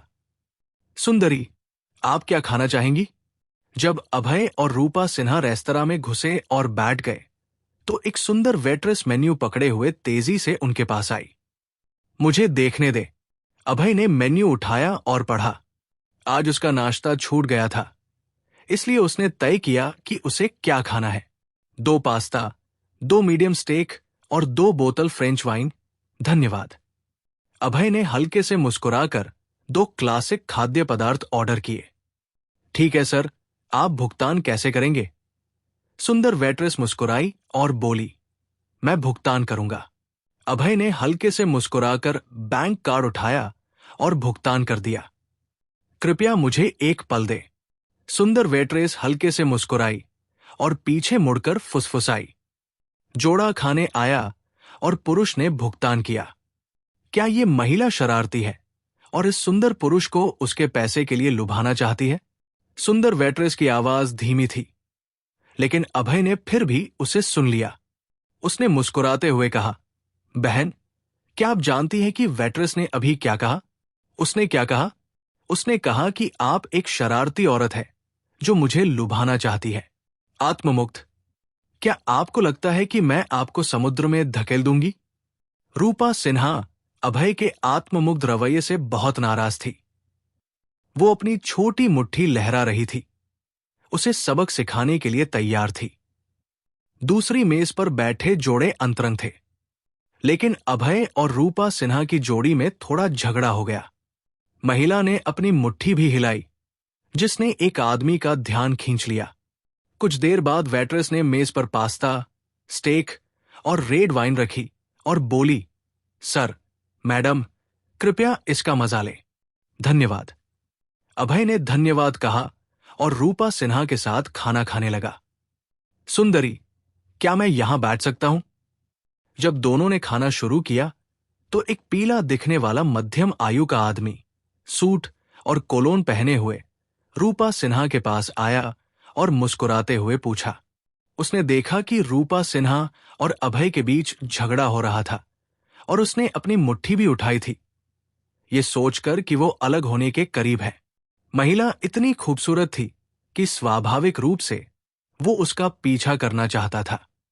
मैं आपको नहीं जानती और यहां आपके लिए कोई जगह भी नहीं है। रूपा सिन्हा की खूबसूरत भौहें थोड़ी सिकुड़ गई। उन्होंने अपने सामने खड़े मध्यम आयु के आदमी की परवाह नहीं की और उसे सीधे ठुकरा दिया। मुझे अपना परिचय देने दे। मेरा नाम मोहन है। जहां तक जगह की बात है, उनके जाने के बाद एक जगह मिल जाएगी। मोहन नाम का मध्यम आयु का आदमी हल्के से मुस्कुराया और अभय को जाने के लिए कहने को तैयार था। मेरे दोस्त, आप इस खूबसूरत महिला से बहस कर रहे थे और उसने अपनी मुट्ठी भी लहराई। क्या आप दोनों का रिश्ता टूट गया? प्रेमी प्रेमिका का अलग होना आम बात है। चूंकि वो अब आपको पसंद नहीं करती, कृपया चले जाएं। मोहन अभय के पास आया, हल्के से मुस्कुराया और उसे जाने के लिए कहा, आपका नाम मोहन है। मुझे लगता है कि मंद बुद्धि आपके लिए बेहतर नाम है। आपने सोचा कि हमारा झगड़ा देखकर हमारा रिश्ता टूट गया। क्या आपके दिमाग को किसी ने कुचल दिया था? आपकी कल्पना बहुत शानदार है। अभय ने आंखें घुमाई, अवाक रह गया। इस आदमी की कल्पना को सचमुच किसी ने लात मारी थी। ऐसा लग रहा था कि रूपा सिन्हा का आकर्षण बहुत ज्यादा था। जब वो रेस्तरां में आई तो एक आदमी ने उनका पीछा करने का फैसला किया। मेरे दोस्त, ये महिला आकर्षक और बेजोड़ दिखती है, लेकिन आपने सस्ता कोट पहना है जिसकी कीमत ज्यादा से ज्यादा 200 रुपए होगी। आप अपने सामने खड़ी इस खूबसूरत महिला के लायक नहीं हैं। अगर आप समझदार हैं तो चले जाए। मोहन हल्के से मुस्कुराया, अपनी कलाई आगे बढ़ाई और रोलेक्स घड़ी दिखाई। उसका चेहरा आत्मविश्वास से भरा था। एक रोलेक्स घड़ी की कीमत हजारों रुपए थी। मोहन पैसे का इस्तेमाल करके अपनी शान दिखाना चाहता था और इस युवक को हटाना चाहता था। मुझे नहीं पता कि आपका आत्मविश्वास कहां से आता है। एक रोलेक्स घड़ी आपको इतना गर्वित करती है। हालांकि आप महंगा परफ्यूम लगाते हैं, लेकिन आप पैसे की बदबू को नहीं छिपा सकते। बकवास। अभय ने अपनी भौं थोड़ी सिकोड़ते हुए मोहन का अपमान किया। जब कोई उसकी आलोचना करता तो वो सीधे उसे डांटता। एपिसोड 81। मित्र, तुमने मेरा अपमान करने की हिम्मत की। मोहन का चेहरा काला पड़ गया और उसकी आंखों में ठंडक छा गई। वो एक कंपनी का सीईओ था और सालाना 10 लाख रुपए कमाता था। ये तथ्य कि उसके सामने बैठा ये साधारण दिखने वाला लड़का उसका अपमान करने की हिम्मत कर रहा था। उसे बहुत गुस्सा आया। हां, मैं तुम्हारा अपमान कर रहा हूं। तो क्या हुआ अगर तुमने रोलेक्स पहन रखी है? तुम इतने घमंडी क्यों हो? चलो निकलो। अभय ने घृणा से ठंडी मुस्कान दी। वो इन घमंडी लोगों से नफरत करता था जो अपनी दौलत का दिखावा करते थे। मोहन की हिम्मत कैसे हुई उसके सामने घमंड करने की? उसे सबक सिखाने का हक है। यार, मैं लखती हूं। क्या तुम्हें जलन हो रही है? मैं तुम्हारे जैसे गरीब लोगों को नीची नजर से देखता हूं, जिनके पास पैसे नहीं हैं और जो एक औरत का खर्चा नहीं उठा सकते। तुम वैलेंटाइन रेस्तरां में क्यों खा रहे हो? क्या तुम कोई अमीर औरत ढूंढ रहे हो? जलन? मैं आपसे जलन करता हूं? अभय ने आंखें घुमाई। मैं एक लखपति से जलन क्यों करूंगा? जो अहंकारी लोग दिखावा करना पसंद करते हैं, उनसे निपटने का एकमात्र तरीका यह है कि आप उनसे ज्यादा दिखावा करें। धप। अभय ने अपना बैंक कार्ड मेज पर फेंक दिया और ठंडे स्वर में बोला, अपनी आंखें खोलो और देखो कि इसमें कितना पैसा है। पास में मौजूद वेटर ने शोर सुनकर तुरंत वहां आकर कार्ड नंबर लैपटॉप में डाला। वाह, 1 करोड़। मोहन का मुंह आश्चर्य से खुला रह गया जब उसने खाते में जमा राशि देखी। मोहन को अचानक ये वाक्य याद आया, एक बाघ जो बिल्ली होने का दिखावा करता है। आसपास के लोगों ने उसे अजीब नजरों से देखा और वो बहुत शर्मिंदा महसूस करने लगा। भाई, तुम बहुत अमीर हो। तुम्हारे बैंक खाते में 1 करोड़ रुपए हैं, लेकिन तुम 200 रुपए की सस्ती वर्दी क्यों पहने हुए हो? क्या तुम मेरे साथ खेल रहे हो? मोहन रोना चाहता था। मोहन, आपने किसे गरीब कहा? अभय ने भौहें उठाई और ठंडे स्वर में पूछा। मैं गरीब हूं। मोहन का चेहरा लाल हो गया था और वो हकलाने लगा। उसके पास सिर्फ 10 लाख थे, जबकि सामने वाले के पास 1 करोड़ थे। जाहिर है वो गरीब था। ये उसके जीवन का सबसे शर्मनाक दिन था। वो शुरू में अभय के सामने अपनी संपत्ति का प्रदर्शन करना चाहता था, लेकिन उसे उम्मीद नहीं थी कि उसे नीचा दिखाया जाएगा। अगर तुम मुझसे गरीब हो तो इतरा क्यों रहे हो? चले जाओ। अभय ने मोहन का अपमान किया और उसकी इज्जत की कोई परवाह नहीं की। अगर किसी को दिखावा करना है तो वो मैं ही हूं। आप कैसे हो सकते हैं? मोहन ने शर्मिंदगी से नीचे देखा और जल्दी से वहां से चला गया। उसकी कुल संपत्ति 10 लाख रुपए थी। अभय से अपनी तुलना करना अपमान होगा। वो बहुत शर्मिंदा था। भाई, आपकी अपमान करने की कला तो बहुत बढ़िया है। रूपा सिन्हा ने मोहक ढंग से मुस्कुराकर तारीफ की। ग्रीन होटल में उन्हें पहले से पता था कि अभय दूसरों का अपमान करने में बहुत कुशल है, जब उसने 3 यंग मास्टर्स को हराया था। लेकिन आज उसके प्रभावशाली अपमानजनक कौशल को देखकर वो अभी भी हैरान थी। मैं इतना महान नहीं हूं, बस शायद दुनिया में नंबर 1 हूं। अभय ने सिर हिलाया और आत्ममुग्धता से कहा। अभय बचपन में एक अच्छा बच्चा था। उसने कभी किसी का अपमान नहीं किया, लेकिन जब उसके माता पिता गायब हो गए और उसके परिवार के लोगों ने उसका अपमान शुरू कर दिया, तो उसने अपमान से बचने के लिए जवाब देना सीख लिया। जब उसके गुरु उसे वुल्फ क्षेत्र ले गए, तो उसने शुरू में सोचा कि अब उसका अपमान नहीं होगा। हालांकि वहां के लोगों ने फिर भी उसका अपमान किया और उसे पीला स्वर और देश का कुत्ता कहा। अभय बहुत गुस्सा हुआ और उसने दूसरों का अपमान करना सीखना शुरू कर दिया। उसने 1 साल तक नंबर एक अपमानकर्ता से सीखा और उसके बाद उसके अपमान करने वाले लोग उसके सामने टिक नहीं सके। जब वो वुल्फ क्षेत्र में था, उसने एक बार 3 लोगों को अपनी बातों से हरा दिया था। ये अंडरवर्ल्ड की एक किंवदंती बन गई। आप बहुत आत्ममुग्ध हैं। दुनिया में नंबर 1 है। हां। रूपा सिन्हा ने अपने होंठ दबाए और अभय की आत्ममुग्धता से अवाक रह गई। बहन, क्या आपका कोई प्रेमी है? भाई, नहीं है। आप क्यों पूछ रहे हैं? क्या आपको दिलचस्पी है? बहन, आपने कहा था कि मैं आत्ममुग्ध हूं। आप भी मुझसे ज्यादा बेहतर नहीं हैं।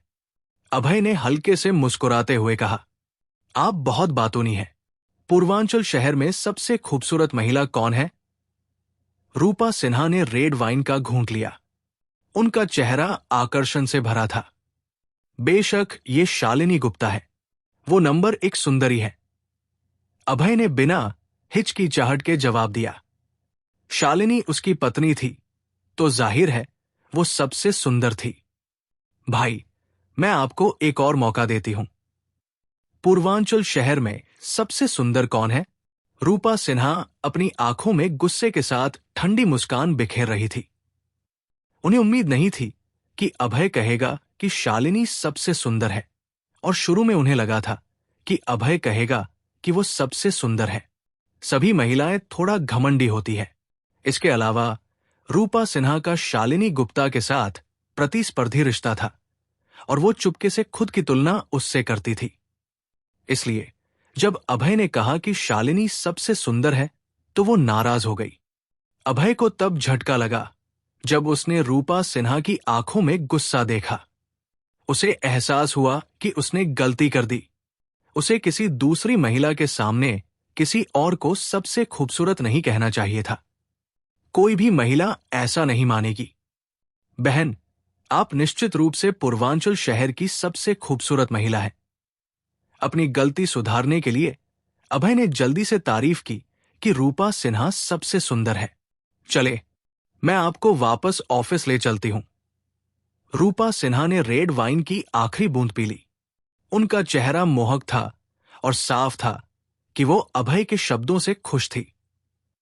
सभी महिलाओं को सुंदर दिखना पसंद था। वो सभी मीठी बातों से खुश होती थी। ये बात हर महिला के लिए सच थी, चाहे वो कितनी भी समझदार क्यों न हो। धन्यवाद, बहन।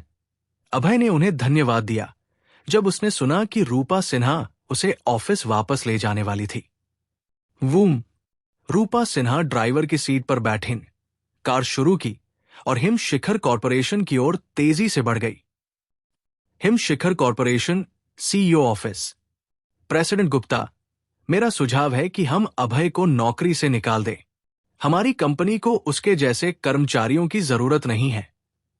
एक 40 साल का अधेड़ व्यक्ति ने भौहें सिकोड़ते हुए कहा।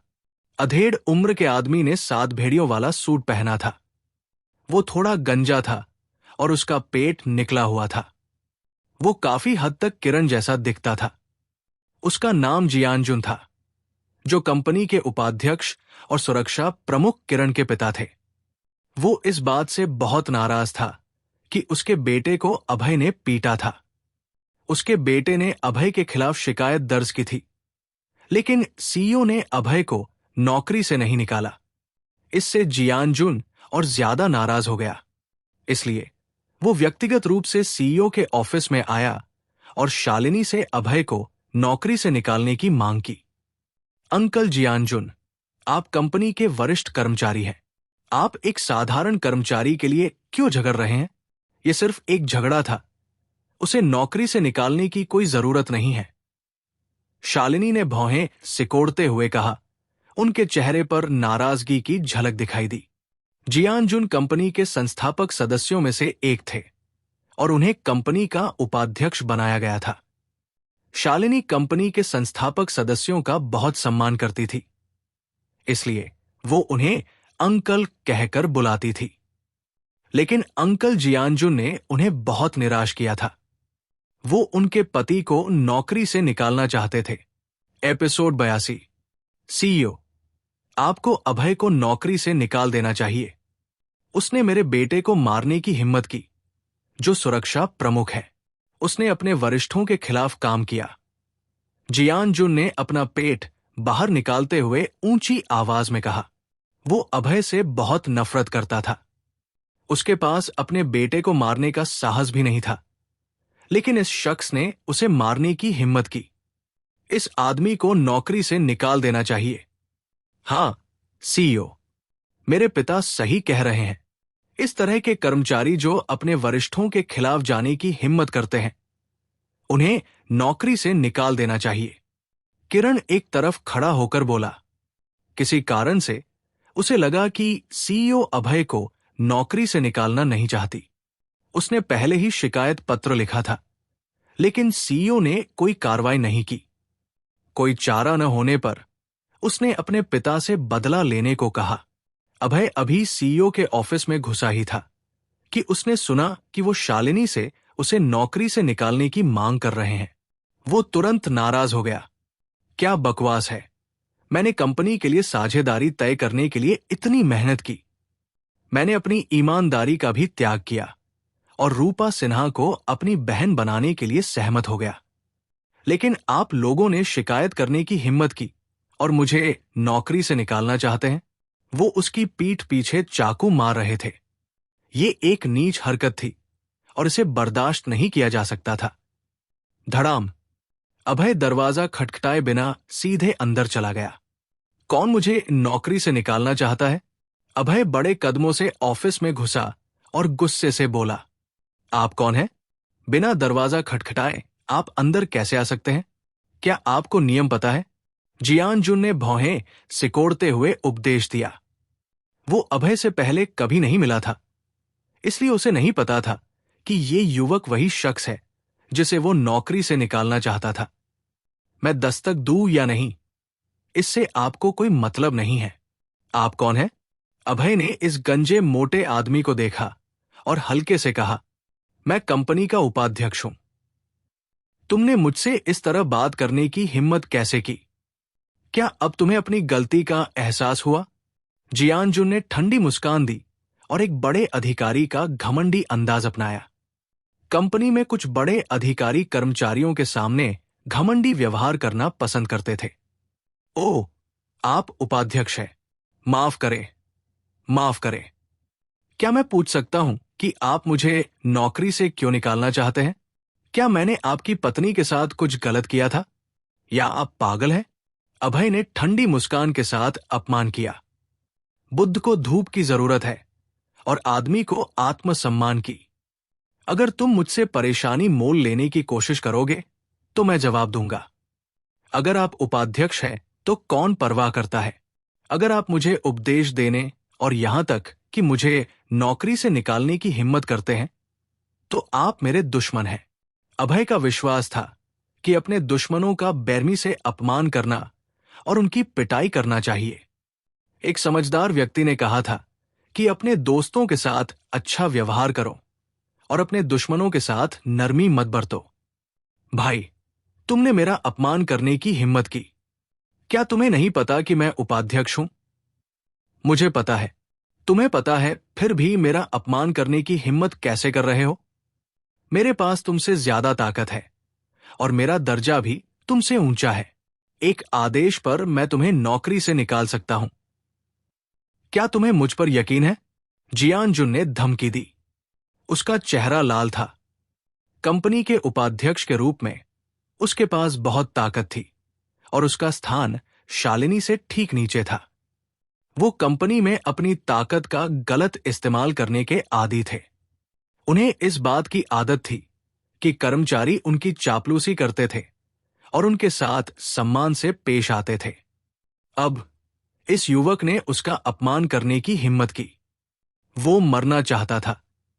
मैं अच्छाई और बुराई में साफ अंतर करता हूं। बेशक मैं आपका अपमान करूंगा क्योंकि आप मुझे नौकरी से निकालना चाहते हैं। आप कितने मूर्ख हैं। अभय ने अपनी आंखें घुमाई और तिरस्कार के साथ कहा। उसे लगा कि उसके सामने बैठा ये आदमी मंदबुद्धि है। अगर तुम नहीं कहते कि मुझे नौकरी से निकालना चाहते हो तो मैं तुम्हारा अपमान क्यों करूंगा? आप अभय हैं, वही शख्स जिसने मेरे बेटे को मारा था। अभय की बातें सुनकर जियान जुन एक पल के लिए स्तब्ध रह गया। फिर उसे एहसास हुआ कि ये युवक वही आदमी था जिसे वो नौकरी से निकालना चाहता था। वो पहले कभी अभय से नहीं मिला था, आज पहली बार उससे मिला था। लेकिन इस मुलाकात ने उसे और गुस्सा दिला दिया और उसे इस आदमी को नौकरी से निकालने के लिए और दृढ़ कर दिया। तो आप किरण के पिता हैं। कोई आश्चर्य नहीं कि आप दोनों मुझसे परेशानी मोल लेने की कोशिश करते हैं। आप दोनों घमंडी लोग हैं। जब उसे पता चला कि वो आदमी किरण का पिता है तो अभय और सख्त हो गया। सीईओ, आपने भी देखा, ये आदमी अभय खुलेआम दूसरों का अपमान करता है और अपने से ऊंचे अधिकारियों का सम्मान नहीं करता। उसने अपने वरिष्ठ को पीटने की भी हिम्मत की। कृपया उसे नौकरी से निकाल दें। जियान जुन ने अपना सिर घुमाया और शालिनी से कहा। वो जानता था कि वो इस युवक से मौखिक लड़ाई में नहीं जीत सकता। वो सिर्फ सीईओ से उसे नौकरी से निकालने के लिए कह सकता था। उपाध्यक्ष जियान जुन, मैं फिर से कहती हूं, मैं अभय को नौकरी से नहीं निकालूंगी। शालिनी के चेहरे पर नाराजगी की झलक दिखाई दी। वो जियान जुन से और ज्यादा नाराज हो गई। पहले वो जियान जुन को अंकल कह रही थी, अब वो उसे उपाध्यक्ष कह रही थी। ये इस बात का संकेत था कि वो नाराज थी। सीईओ, मैं जानना चाहता हूं, आप अभय को नौकरी से निकालने से क्यों मना कर रही है? जियानजुन ने जब सुना कि वो उसे उपाध्यक्ष कह रही है, तो वो हैरान रह गया। उसे पता था कि सीईओ उससे नाराज है, लेकिन उसे ये समझ नहीं आया कि सीईओ ने अभय को नौकरी से निकालने के बजाय उसे क्यों बचाया। उपाध्यक्ष जियानजुन, मैं आपको बता दूं, अभय अभी रूपा सिन्हा के साथ साझेदारी की देखरेख कर रहे हैं। वो कंपनी के लिए बहुत जरूरी है, इसलिए मैं उन्हें नौकरी से नहीं निकाल सकती। शालिनी ने भौहें सिकोड़ते हुए ठंडे स्वर में कहा, क्या मजाक है? उनके जैसा साधारण कर्मचारी रूपा सिन्हा के साथ साझेदारी कैसे कर सकता है? मुझे इस पर यकीन नहीं होता। जियानजुन ने अविश्वास में अपना सिर हिलाया। रूपा सिन्हा सिन्हा कॉरपोरेशन की प्रेसिडेंट थी। सिन्हा कॉरपोरेशन हुआशिया की एक शीर्ष कंपनी थी। कोई रास्ता नहीं था कि वो अभय जैसे साधारण कर्मचारी से प्रभावित होती। तो अगर मैं रूपा सिन्हा के साथ साझेदारी पर हस्ताक्षर कर सकूं तो क्या होगा? अभय ने जियानजुन की बातें सुनकर ठंडी मुस्कान के साथ कहा। उसकी आंखों में तिरस्कार की चमक उभर आई। अगर आप कुछ हासिल नहीं कर सकते, तो इसका मतलब यह नहीं कि मैं भी नहीं कर सकता। मैंने न सिर्फ रूपा सिन्हा के साथ साझेदारी पर हस्ताक्षर किए हैं, बल्कि वो मेरी बहन भी बन गई है। अगर तुम सचमुच रूपा सिन्हा के साथ साझेदारी कर सकते हो, तो मैं तुमसे माफी मांगूंगा। अगर नहीं कर पाए, तो मैं तुम्हें नौकरी से निकाल दूंगा। जियानजुन ने अविश्वास में अपना सिर हिलाया। ठीक है, मैं रूपा सिन्हा के साथ अपना अनुबंध दिखाऊंगा। अभय ने हल्के से मुस्कुराया और अनुबंध निकालने के लिए तैयार हो गया। लेकिन अगले ही पल उसके चेहरे का भाव बदल गया। अरे नहीं, अनुबंध मेरे बैग में है और मैं इसे रूपा सिन्हा की कार में छोड़ आया हूं। मुझे खेद है, मैंने अनुबंध रूपा सिन्हा की कार में छोड़ दिया है। अभय का चेहरा अजीब हो गया। वो जियानजुन को जवाब देने के लिए अनुबंध निकालने के लिए तैयार था, लेकिन वो अनुबंध भूल गया था। आप किससे झूठ बोल रहे हैं? आपने अनुबंध रूपा सिन्हा की कार में छोड़ दिया? क्या वो आपको यहां तक छोड़ने आई थी? जियानजुन ने तिरस्कार के साथ कहा। प्रेसिडेंट रूपा सिन्हा आपको एक साधारण कर्मचारी को क्यों छोड़ेंगी? ये आदमी शेखी बघा रहा था।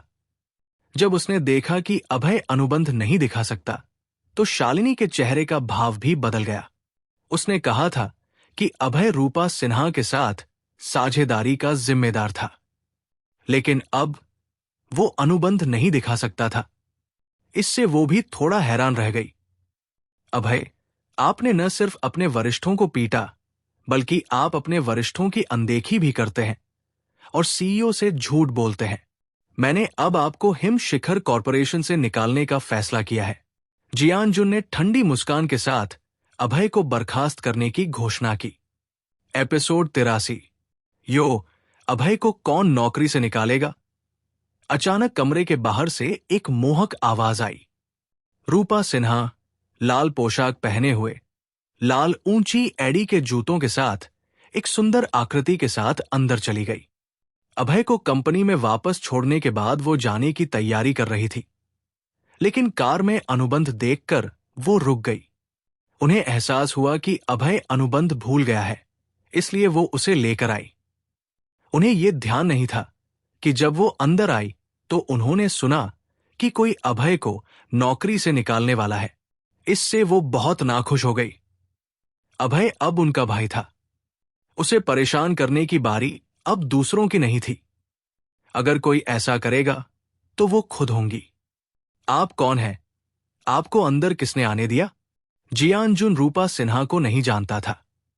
उसे बस इतना लगा कि उसके सामने वाली महिला बहुत सुंदर है, इसलिए उसने पूछा।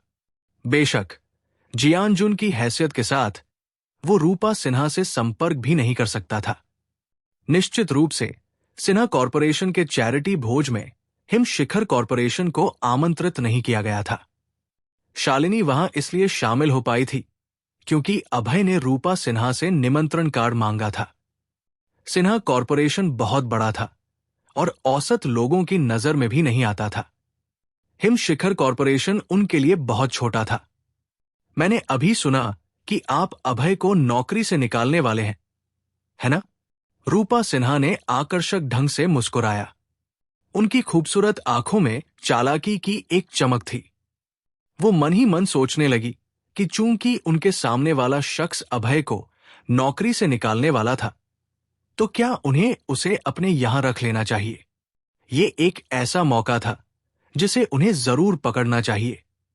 हां, अभय ने सीईओ को धोखा दिया और अपने वरिष्ठों को पीटा। हम स्वाभाविक रूप से उसे नौकरी से निकालना चाहते हैं, जियान जुन ने हल्के से मुस्कुराते हुए कहा। हालांकि वो अपने सामने खड़ी सुंदरी को नहीं जानता था, फिर भी उसने पूछा और वो जवाब देने में खुश था। ओह भाई, हिम शिखर कॉरपोरेशन आपको नौकरी से निकालना चाहता है। कोई भी आपको यहां नहीं चाहता, लेकिन आपकी बहन आपको चाहती है, इसलिए मैं आपको काम पर रख लूंगी। रूपा सिन्हा ने आकर्षक ढंग से मुस्कुराया। उनकी खूबसूरत आंखों में खुशी की झलक थी, जो अभय को एक मोहक मुस्कान दिखा रही थी।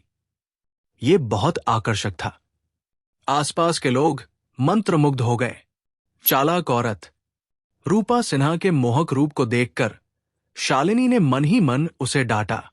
उनके मन में उसकी बहुत बुरी छवि थी। रूपा सिन्हा ने अभी अभी भाई और बहन वाली बात का जिक्र किया था। वो क्या था? शालिनी के चेहरे का भाव ठंडा हो गया। वो थोड़ी उलझन में थी। क्या ऐसा हो सकता है कि ये दोनों एक साथ हो गए हों? शायद नहीं। रूपा सिन्हा का इतना ऊंचा दर्जा था, वो अभय को कैसे पसंद कर सकती थी? हालांकि अपने दिल में ये सोचकर वो थोड़ी चिंतित थी। मैं फंस गया हूं। ये बहन मुझे परेशान करना चाहती है। रूपा सिन्हा की चालाक नजर देखकर अभय को पता चल गया कि उसने ये जानबूझकर किया है। उसने जानबूझकर कहा कि वो शालिनी को दिखाने के लिए सीईओ के सामने उसकी बहन थी। उसे लगा कि रूपा सिन्हा से निपटना आसान नहीं था। बहन, सबसे पहले आपका धन्यवाद, लेकिन मैं हिम शिखर कॉरपोरेशन में अच्छा काम कर रहा हूं। मैं आपकी कंपनी में नहीं जाऊंगा। अभय ने हल्के से मुस्कुराकर रूपा सिन्हा की कंपनी में जाने से मना कर दिया। इसके अलावा बहन आपको चाहती है, शब्दों ने अभय को असहज और परेशान महसूस कराया।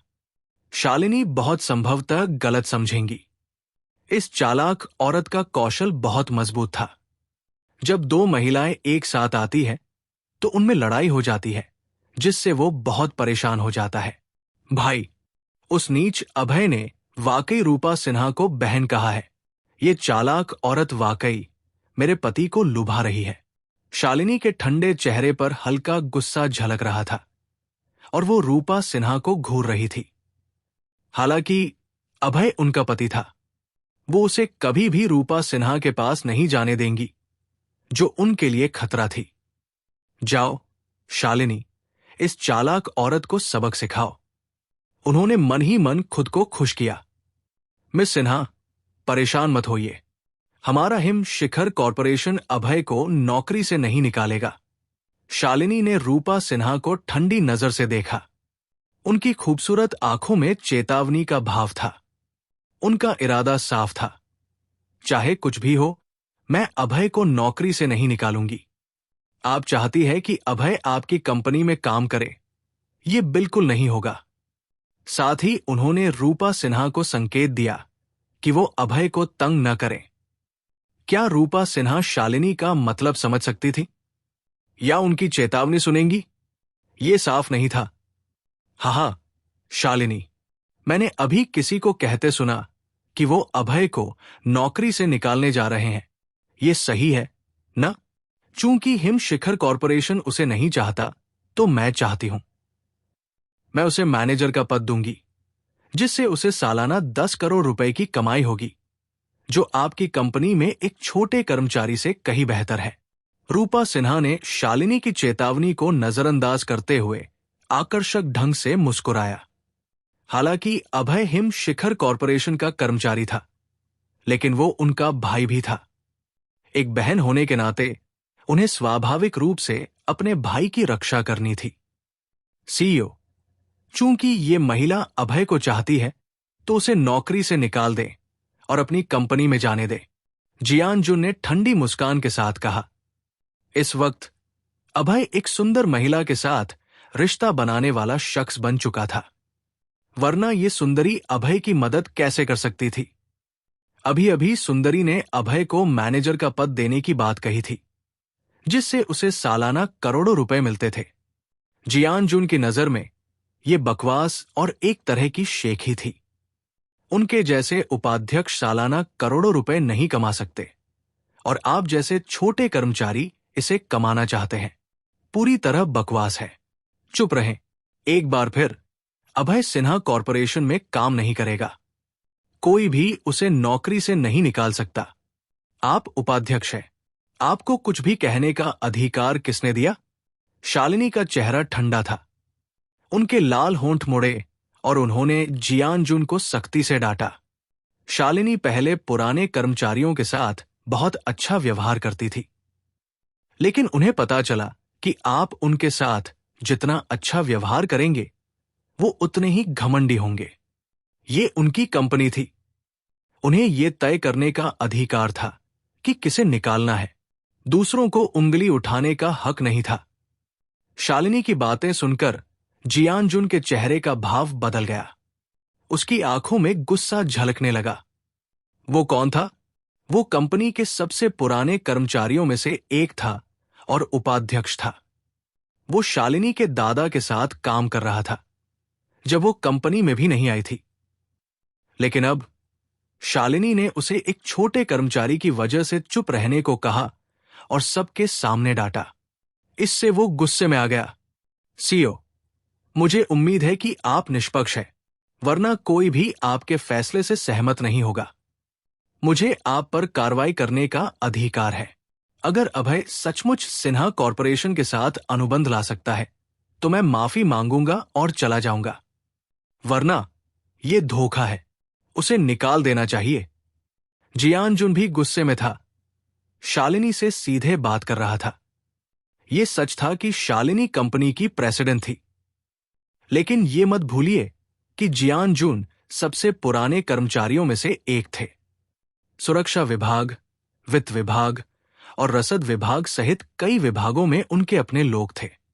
इसलिए अगर वो सचमुच नाराज होते तो वो बोर्ड को एकजुट करते और शालिनी को हटा देते। इस बार उसने शालिनी को यह बताने का मन बना लिया था कि उसके साथ खिलवाड़ नहीं किया जाएगा। अरे, तुमने मेरी पत्नी के खिलाफ जाने की हिम्मत की। जियान जुन को शालिनी के खिलाफ जाते देख अभय नाखुश था। ये उनकी पत्नी की कंपनी थी। कुछ साल पहले जब कंपनी दिवालिया होने की कगार पर थी, तो मेरी पत्नी ही दिन रात मेहनत कर रही थी ताकि कंपनी को बचाया जा सके और इसे कई सौ करोड़ रुपए की बड़ी कंपनी बनाया जा सके। लेकिन अब आप ये कहने की हिम्मत कर रहे हैं कि अगर आपने मुझे नौकरी से नहीं निकाला तो आप मेरी पत्नी पर कार्रवाई करेंगे। कितना कृतज्ञ इंसान है। आपके दयालु दिल को कुत्तों ने खा लिया। बहुत बुरा। ऐसे कृतज्ञ इंसान के लिए अभय बहुत नफरत करता था। उसने उसे सबक सिखाने का फैसला किया और उसे ये समझा दिया कि ये उसकी पत्नी की कंपनी है। ये उसका काम नहीं है कि वो अपनी मर्जी से शान दिखाए। एपिसोड 84। बहन, मुझे अभी अनुबंध चाहिए। अभय रूपा सिन्हा के पास गया, उनके हाथ से अनुबंध लिया और फिर जियान जुन की ओर चला गया। ये वो अनुबंध था जिस पर अभय ने रूपा सिन्हा के साथ हस्ताक्षर किए थे। इससे न सिर्फ हिम शिखर कॉरपोरेशन को भारी मात्रा में धन मिला, बल्कि कंपनी को मुनाफे का 50% भी हासिल हुआ। अभय इस अनुबंध के जरिए जियान जुन को तथ्यों के साथ सीधे मुंह पर तमाचा मारकर सबक सिखाना चाहता था। धप। अभय ने ये अनुबंध जियान जुन पर फेंक दिया और ठंडे स्वर में बोला, अपनी आंखें खोलो। ये क्या है? जियान जुन अभय के लहजे से बहुत नाखुश था। एक छोटे कर्मचारी ने उस पर तंज कसने की हिम्मत की। वो लापरवाह था, लेकिन ये देखने के लिए कि अभय क्या लाया है, उसने अपने सामने रखे अनुबंध पर नजर डाली। एक नजर में वो हैरान रह गया। उसका मुंह खुला का खुला रह गया और उसके चेहरे पर सदमा साफ झलक रहा था। असंभव, असंभव, ये कैसे हो सकता है? उसका चेहरा पीला पड़ गया था। उसके चेहरे पर अविश्वास साफ दिख रहा था। अप्रत्याशित रूप से ये अभय और रूपा सिन्हा के बीच एक सहयोग अनुबंध था। रूपा सिन्हा सिन्हा कॉरपोरेशन की प्रेसिडेंट थी, जिसकी कीमत सैकड़ों करोड़ रुपए से ज्यादा थी। वो अभय के साथ कैसे सहयोग कर सकती थी? जियान जुन सचमुच उलझन में था। उसने अपनी आंखें मली और सोचा कि क्या वो चकित हो गया है या सपना देख रहा है। लेकिन अनुबंध असली था और सब कुछ सच था। पास में ही किरण भी बहुत हैरान था। जियान जुन की तो बात ही छोड़िए, ये रूपा सिन्हा के साथ सहयोग था। पूर्वांचल शहर में सिर्फ कुछ ही लोग उनके साथ सहयोग कर सकते थे। अभय कौन था और रूपा सिन्हा ने उसे क्यों चुना? ये लड़का सुंदर लग रहा था। क्या वो रूपा सिन्हा का खास दोस्त था, इसलिए उसने उसके साथ काम किया? किरण ने चुपके से सब कुछ मान लिया। इसके अलावा वो कोई और कारण नहीं सोच सका कि रूपा सिन्हा ने अभय के साथ सहयोग क्यों किया। हालांकि किरण अभय से नफरत करता था, उसे मानना पड़ा कि अभय सुंदर दिखता था। उसकी नाक की रेखा तेज थी, चेहरा आकर्षक था, भौहें सीधी थी, आंखें गहरी थी और शरीर पतला था। वो हिम शिखर कॉरपोरेशन में नंबर एक सुंदर लड़का था। रूपा सिन्हा एक महिला थी। उनके लिए सुंदर लड़कों को पसंद करना बिल्कुल सामान्य था। बेशक वो उसकी खास दोस्त हो सकती थी। ये अभय एक खास दोस्त होने की वजह से बहुत नीचे गिर गया था। किरण ने मन ही मन अभय को तुच्छ समझा, लेकिन उसमें थोड़ी जलन भी थी। उपाध्यक्ष जियान जुन, मैं अनुबंध लेकर आया हूं। क्या आपको माफी मांगकर चले जाना चाहिए? अभय ने हल्के से मुस्कुराया और घमंडी लग रहा था। यह देखकर जियान जुन का चेहरा उदास हो गया और उसके दिल में गुस्सा भर गया। एक छोटा कर्मचारी चाहता था कि वो, यानी उपाध्यक्ष, माफी मांगे। कोई रास्ता नहीं। जब से जियान जुन हिम शिखर कॉरपोरेशन का उपाध्यक्ष बना था, उसने कभी किसी से माफी नहीं मांगी थी। अभय इसके लायक नहीं था। हो, देखते हैं। जियान जुन ने नागभौं सिकोड़ते हुए कुछ भी कहे बिना किरण के साथ ऑफिस से बाहर निकल गया। जहां तक माफी की बात थी, उसे भूल जाओ। पिताजी, अभय ने आपको इस तरह अपमानित किया। हम इसे बर्दाश्त नहीं कर सकते। सीईओ के ऑफिस से बाहर निकलते हुए किरण अपने पिता के पास आया और फुसफुसाया, बिल्कुल नहीं। एक छोटे कर्मचारी ने मुझ उपाध्यक्ष का अपमान करने की हिम्मत की। मुझे उसे नौकरी से निकाल देना चाहिए। जियान जुन ने ठंडे स्वर में मुस्कुराते हुए कहा। उसके चेहरे पर गुस्सा साफ झलक रहा था। इस वक्त अभय को जियान जुन ने मौत की सजा सुना दी थी। उसे नौकरी से निकालना ही होगा, भले ही इससे शालिनी को ठेस पहुंचे। लेकिन पिताजी, सीईओ अभय के पक्ष में है। हम उसे कैसे निकाल सकते हैं? किरण ने अपनी भौहें थोड़ी सिकोड़ते हुए बुदबुदाया। वास्तव में वो अभय को भी नौकरी से निकालना चाहता था, लेकिन सीईओ इसके लिए तैयार नहीं थी और उसके पास अपने पिता से मदद मांगने के सिवा कोई रास्ता नहीं था। वो जानता था कि उसके पिता एक चालाक इंसान थे। कंपनी में कई सालों तक काम करने और उपाध्यक्ष के रूप में अहम भूमिका निभाने की वजह से उनके अधीन बहुत से लोग थे। मैंने तुम्हें कितनी बार कहा है, किरण, अपना दिमाग लगाओ। चूंकि सीईओ हमें अभय को नौकरी से निकालने नहीं देंगी, तो हम उसे फंसा सकते हैं। मिसाल के तौर पर यह कहकर कि उसने कंपनी का पैसा चुराया है और फिर पूरी कंपनी को बता दे। तब तक भले ही सीईओ उसे बचाना चाहें, कर्मचारी सहमत नहीं होंगे। आखिरकार जियान जुन व्यापार में एक चालाक बूढ़ा शख्स था। चालाकी से उसने अभय को फंसाने का एक विचार सोचा।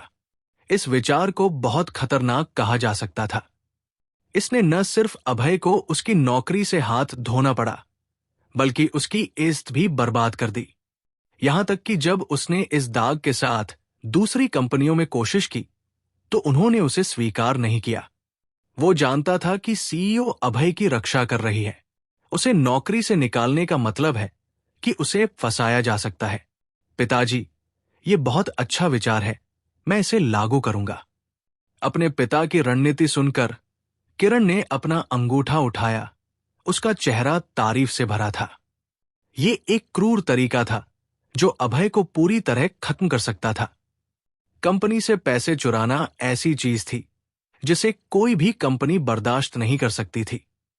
वो उस दिन की कल्पना भी कर सकता था जब अभय को नौकरी से निकाल दिया जाएगा और वो खाने के लिए सड़कों पर भीख मांगता हुआ भटकेगा। मूर्ख, तुम मेरे खिलाफ गए, मैं तुम्हें हरा दूंगा। तब तक प्रिया शर्मा मेरी हो जाएगी। मेरी औरत को छीन लेना, तुम्हारी सारी इज्जत खो जाएगी। किरण ने क्रूर नजरों से देखा और क्रूरता से कहा। CEO office. अभय, शालिनी और रूपा सिन्हा एक दूसरे को देख रहे थे, जैसे सोच रहे हो कि क्या कहना है। भाई, आप सचमुच मेरी कंपनी में नहीं आ रहे हैं? रूपा सिन्हा ने आकर्षक ढंग से मुस्कुराया। उनकी पलकें ऊपर नीचे हिल रही थी जब उन्होंने अभय की ओर देखा और मोहक ढंग से कहा। वो जानबूझकर शालिनी के सामने ये नजारा दिखा रही थी ताकि उनकी प्रतिक्रिया देख सके, क्योंकि उन्हें पता था कि शालिनी और अभय के बीच एक खास रिश्ता था। रूपा सिन्हा जानती थी कि शालिनी घमंडी थी। वो कभी पुरुषों की परवाह नहीं करती थी, यहां तक कि उनसे नफरत भी करती थी और उनकी तरफ बिल्कुल नहीं देखती थी। लेकिन शालिनी ने अब अभय की हर तरह से रक्षा की।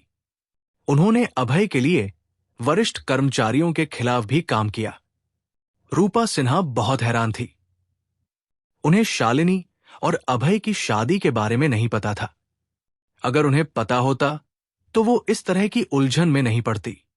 रूपा सिन्हा द्वारा अभय को भाई कहते सुनकर शालिनी की सुंदर भौहें थोड़ी सिकुड़ गई और उन्हें अपने दिल में थोड़ा असहज महसूस हुआ।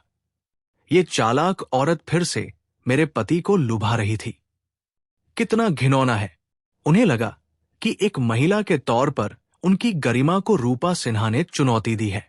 उन्हें अपने पति के साथ अपनी शादी को बचाना था और इस आकर्षक चालाक औरत को अपने पति को लुभाने से रोकना था।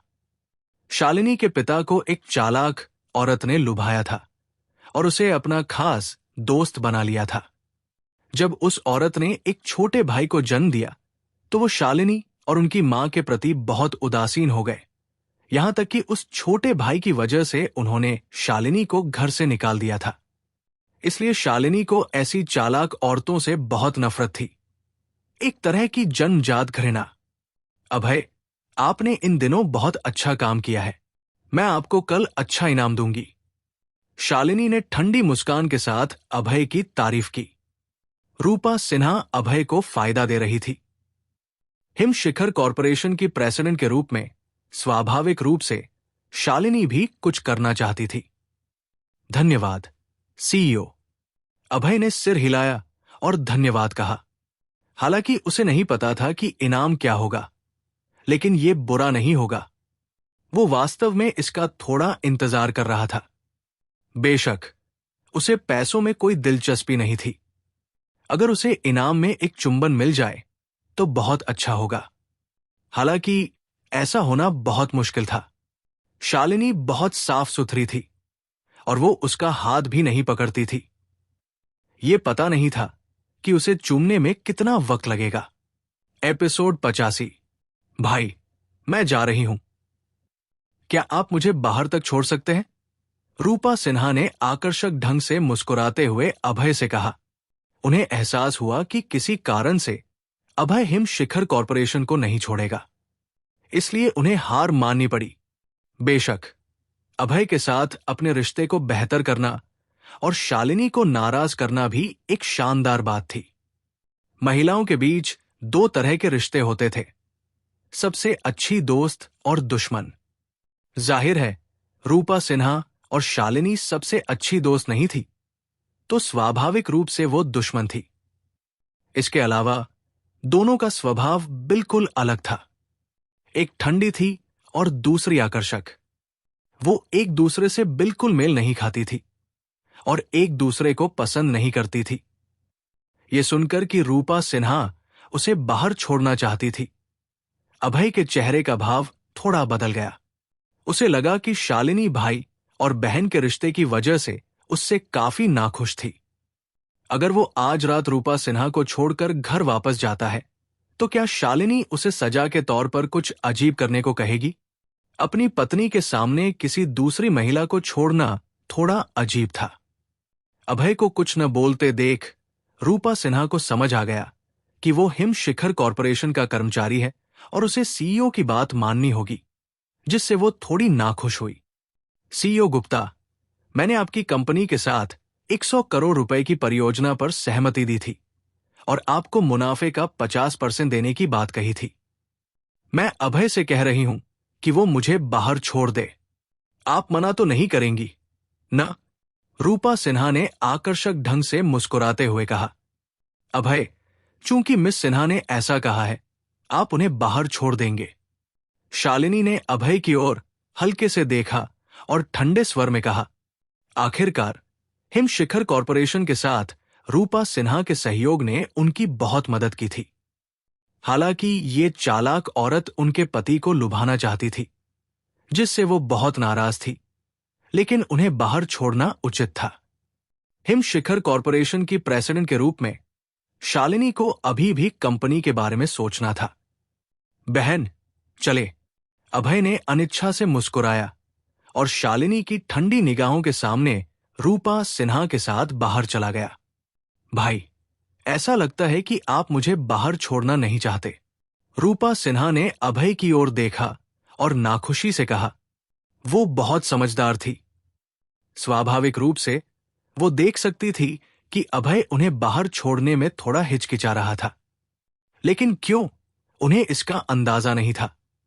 नहीं, बेशक, मैं अपनी बहन को छोड़ने को तैयार हूं, अभय ने तुरंत कहा। वो ये स्वीकार नहीं करना चाहता था। वास्तव में अगर शालिनी न देख रही होती तो वो रूपा सिन्हा को छोड़ना चाहता था और उनके साथ खाना पीना भी चाहता था, लेकिन शालिनी ने पहले ही भाई बहन के रिश्ते को लेकर कुछ नाखुशी दिखाई थी। अगर अभय ने रूपा सिन्हा को छोड़ना जारी रखा तो उसे सचमुच डर था कि शालिनी उसे रात में सजा के तौर पर कुछ करने को मजबूर करेगी। भाई, शालिनी के साथ आपका क्या रिश्ता है? हमारे बीच बॉस और कर्मचारी का रिश्ता है। वो सीईओ है, मैं कर्मचारी हूं। ये इतना आसान है। आपने अपनी बहन से झूठ बोला। अगर ये सिर्फ बॉस और कर्मचारी का रिश्ता है तो वो आपके लिए उपाध्यक्ष को नाराज नहीं करेंगी।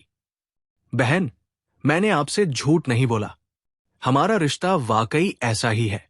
अभय ने अपनी नाक को छुआ और कहा। वो ये कहने की हिम्मत नहीं करेगा कि वो पति पत्नी है। ये शालिनी और उसके बीच का एक छोटा रहस्य था। वो चलते चलते बातें करते रहे। जल्द ही वो इमारत के नीचे कार के पास पहुंच गए। शालिनी वास्तव में मुझे देख रही है।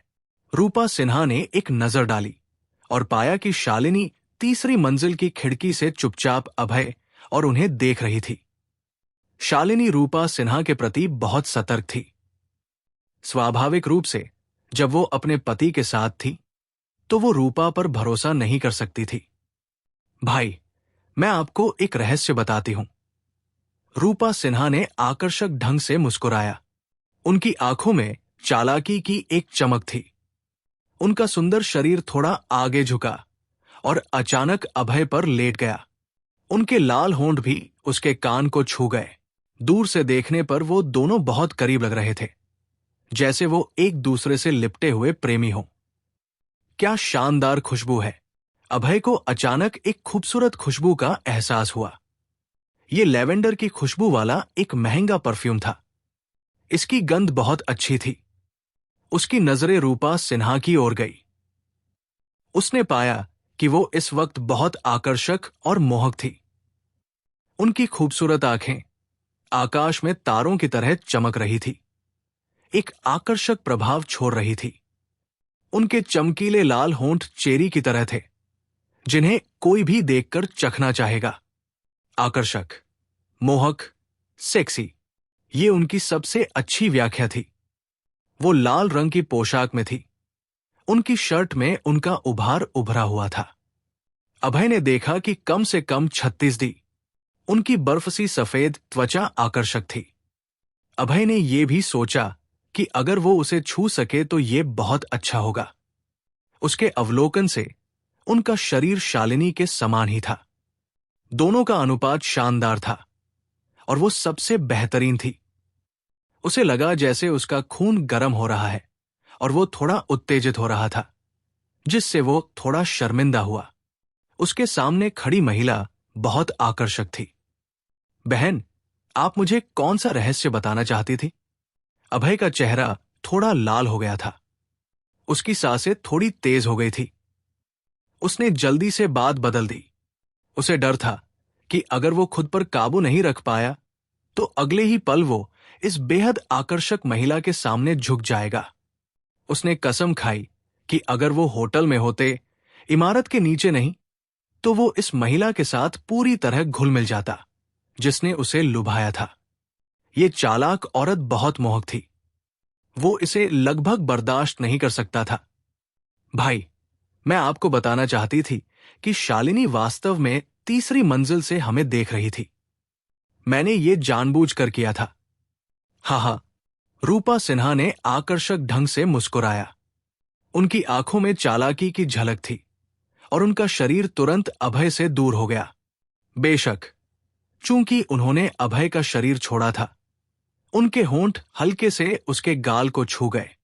क्या मेरी बहन ने मुझे चूमा? अभय के चेहरे पर उलझन थी। गाल पर हल्की गर्माहट थी। इस पर यकीन करना मुश्किल था। हालांकि वो आत्ममुग्ध था और जानता था कि वो सुंदर है। रूपा सिन्हा सैकड़ों करोड़ की कंपनी की प्रेसिडेंट थी। पूर्वांचल शहर की पहली सुंदरी ने उसे चूमा। ये कुछ अजीब लगा। हां, ये ठीक नहीं है। उसे अचानक एहसास हुआ कि रूपा सिन्हा ने क्या कहा था। उन्होंने कहा था कि शालिनी तीसरी मंजिल से देख रही थी। अरे नहीं, मेरी पत्नी ने मेरी बहन को मुझे चूमते हुए देख लिया। अभय के चेहरे का भाव पूरी तरह बदल गया। वो शर्मिंदा हो गया। चूमने का उत्साह पूरी तरह खत्म हो गया था। ये चालाक औरत, मुझे धोखा दिया गया। इस चालाक औरत का अंतिम कौशल वास्तव में शक्तिशाली था। इस वक्त वो रूपा सिन्हा से नफरत भी करता था और पसंद भी करता था। उसे रूपा सिन्हा का आकर्षण और सुंदरता बहुत पसंद थी। वो उनसे नफरत करता था क्योंकि वो एक चालाक औरत थी।